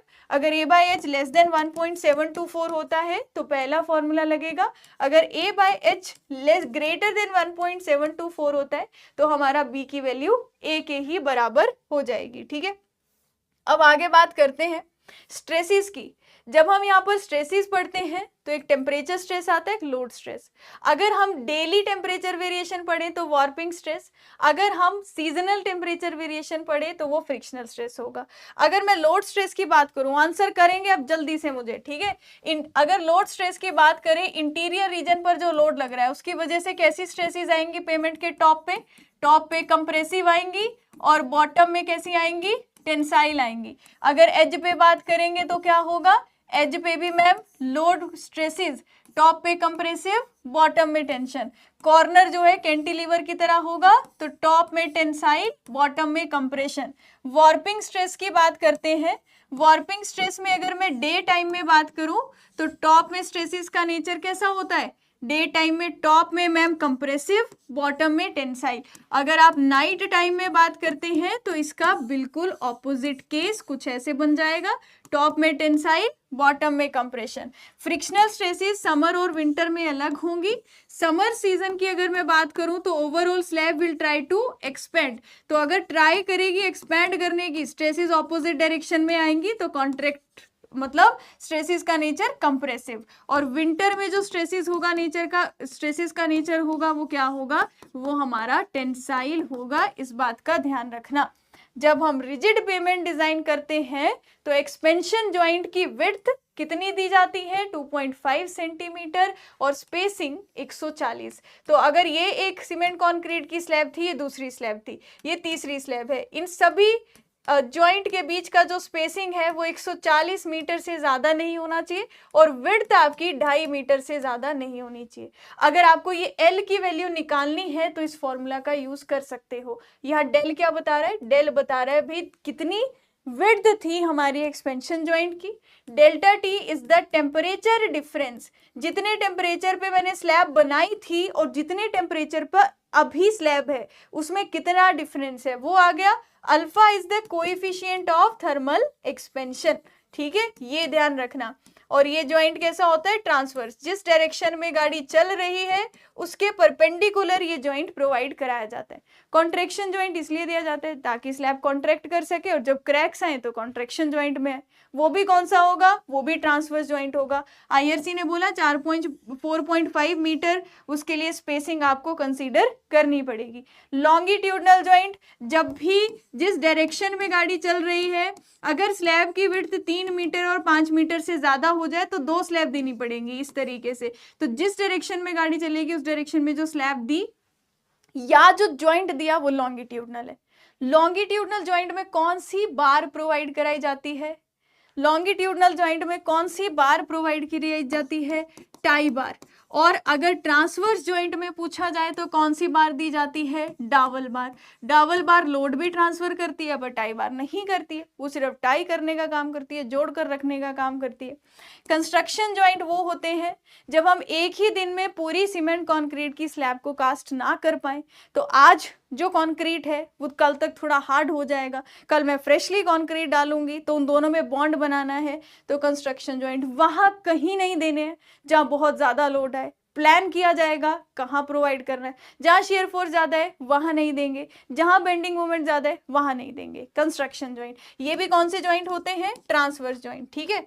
अच्छा, अब उसके आगे बात करते हैं मेंटेनेंस में प्राइम कोट, टैग कोट और सील कोट की। प्राइम कोट का ध्यान रखिएगा, जब भी कोई ग्रेनुलर लेयर है, ये पेमेंट की लेयर थी और यहाँ पर एग्रीगेट्स हैं, इसके ऊपर जब भी मैं कोई लेयर बिछाऊंगी ना उससे पहले मैं प्राइमिंग करूंगी। प्राइमिंग का मतलब है आपको प्राइम कोट बिछाना है। प्राइम कोट वो होगा जिसकी विस्कोसिटी कम होगी, कम विस्कोसिटी होगी तो जब मैं उसको ऊपर से स्प्रे करूंगी तो वो मेरे सारे वॉइड्स को फिल कर देगा, नीचे जाएगा और जितने भी वॉइड्स हैं उन सबको फिल कर देगा। अब जब मुझे इसके ऊपर एक लेयर बिछानी है, पहले मैंने प्राइम कोट किया, प्राइम कोट के बाद एक और कोटिंग की जाती है जिसको क्या बोला जाता है, टैग कोट। टैग कोट का काम क्या होगा, 2 लेयर्स में एक अच्छा बॉन्ड बना के रखना। मान लो बिटुमिन की पहले से भी एक लेयर थी, मुझे इसके ऊपर एक और थिकनेस बिटुमिन की बिछानी है तो पहले मैं टैग कोट लगाऊंगी, ठीक है। या फिर सीमेंट कंक्रीट के ऊपर मुझे बिटुमिन बिछाना है तो पहले मैं टैग कोट लगाऊंगी ताकि दोनों लेयर्स में प्रॉपर बॉन्डिंग बन जाए। और सील कोट को सबसे ऊपर किया जाता है। सील कोट को किस लिए, to seal the voids against the entrance of water, पानी एंटर ना हो सके तो उसको सील करने के लिए सबसे टॉप में लगाया जाता है सील कोट। और इसके साथ करते हैं आज का मैराथन को एंड। और मैराथन को एंड करने से पहले जो लोग मेरे साथ टेलीग्राम पर नहीं जुड़े हैं, ये मेरा ऑफिशियल ग्रुप है सिमरन मैम PW, तो जितने भी कुछ इंपॉर्टेंट IAS कोड होते हैं और कुछ इंपॉर्टेंट नोट पॉइंट होते हैं एग्जाम से पहले आपको पढ़ने चाहिए, वो मैं यहाँ पर शेयर कर देती हूँ, आप यहाँ पर ज्वाइन कर सकते हैं, ठीक है। देखो ऐसे लग रहा है अब फाइनली जाके सांस लिए 2 घंटे के बाद, ठीक है, ऐसे लग रहा है कि 2 घंटे एक सांस में ही बोलकर सब बता दिया। मुझे तो बहुत मजा आया, मुझे लगता है कि आप लोगों ने भी एक एंजॉय किया होगा इस सेशन को और बहुत सारी चीजें आपकी रिवाइज हो गई होंगी। अब रिवीजन के बाद एक छोटा सा काम करना है, अब थोड़ा तो रेस्ट कर लीजिएगा। और ये जितना भी PDF है ये सारा PDF आपको ऐप पे भी मिल जाएगा, टेलीग्राम पर भी मिल जाएगा, तो आप उस PDF को बस अब नजर मारना, ठीक है, लिखने की कोई जरूरत नहीं है, एक एक बार नजर मारना, पढ़ना। एग्जाम से पहले ये शॉर्ट नोट्स बन गए और बार बार अब मैसेज ग्रुप में ना लिखना शॉर्ट नोट्स भेज दो, ये सारे शॉर्ट नोट्स ही हैं। और कल भी जो फैकल्टीज आपको रिवाइज कराएंगे वो शॉर्ट नोट्स ही बन जाएंगे जो पेपर से पहले काम आएंगे। तो कल भी सुबह 9 बजे क्लास होगी, स्ट्रेंथ ऑफ मटेरियल से स्टार्ट होगा और डिजाइन ऑफ स्टील स्ट्रक्चर पे खत्म होगा। तो कल वाले मैराथन के लिए तैयार होना है तो अच्छे से नींद ले लीजिए, अच्छे से खाना खा लीजिए, थोड़ा सा फ्रेश हो जाइए और जो आज पढ़ा है उन सारे PDF को एक बार थोड़ा सा सोने से पहले नजर मारेंगे तो नींद अच्छी आएगी, पढ़ते पढ़ते नींद आती होगी आपको भी, है ना। तो ऐसा ओके। क्या कह रहे हैं? पीडीएफ, हाँ पीडीएफ मर्ज करके प्रोवाइड कर देंगे, मर्ज करके आपको ऐप पर भी मिल जाएगा, उसकी कोई टेंशन नहीं लेनी है। आप पीडब्ल्यू ऐप खोलना, इंजीनियर्स वाला पर जाना, एज कैटेगरी सेलेक्ट करके, तो वहां पर आपको मिल जाएगा, है ना। तो आज मैंने तो ये देखा भाई, आप लोगों में बहुत हिम्मत है, आप लोगों में बहुत पेशेंस है, और आप लोग बहुत सीरियस भी हो एग्जाम निकालने के लिए, इसीलिए आप सुबह से लेकर अभी तक बैठे हुए हो। ये आसान काम नहीं है। बहुत सारे लोग ऐसे होंगे जिन्होंने साथ छोड़ दिया होगा बीच में पहले ही, तो आप में बहुत सारे लोगों ने, मैंने देख रही हूँ, क्योंकि मैराथन शुरू करते हुए भी कुछ नाम मैंने यहाँ देखे थे और अभी भी नाम मैं यहाँ पर देख रही हूँ। तो मैं ये देख रही हूँ कि भाई आप लोग सीरियस हैं। मैं भी चाहती हूँ आप में से ज़्यादा लोग एग्जाम को इस बार निकाल पाए। बहुत सारी पोस्ट है और थोड़े से दिन है, उसमें हम थोड़ा सा अगर ज़्यादा मेहनत कर लेते हैं तो हमारा रिजल्ट अच्छा हो सकता है। तो रिजल्ट को अच्छा बनाने के लिए ये जो आपका 10 दिन है ये बहुत मैटर कर जाएगा। तो इसमें जान लगा दो अपनी, जितना ज़्यादा पढ़ाई को टाइम दे सकते हो उतना ही ज़्यादा से ज़्यादा पढ़ाई को टाइम दो। और आज पूरी सिविल इंजीनियरिंग की टीम ने एक बढ़िया तरीके से 2-2 घंटे में आपको सारी क्लासेस में रिवीजन करवाई with in the time duration. तो एक तो सिविल इंजीनियरिंग की पूरी जो टीम है, एक तो उनका एक बहुत बड़ा कंट्रीब्यूशन आज की क्लास में रहा। और कल आखिरी प्रहार होगा पार्ट 2, जिसको मैंने कह दिया सुबह 9 बजे। नॉन टेक्निकल मिलेगा 4 अक्टूबर को। तो नॉन टेक्निकल की भी क्लास ऐसे ही मैराथन चलेगी और उसमें भी पूरा का पूरा आप लोगों का सारा टॉपिक रिवाइज हो जाएगा। ठीक है, तो हाईवे ही रिवाइज करना था अभी हमने।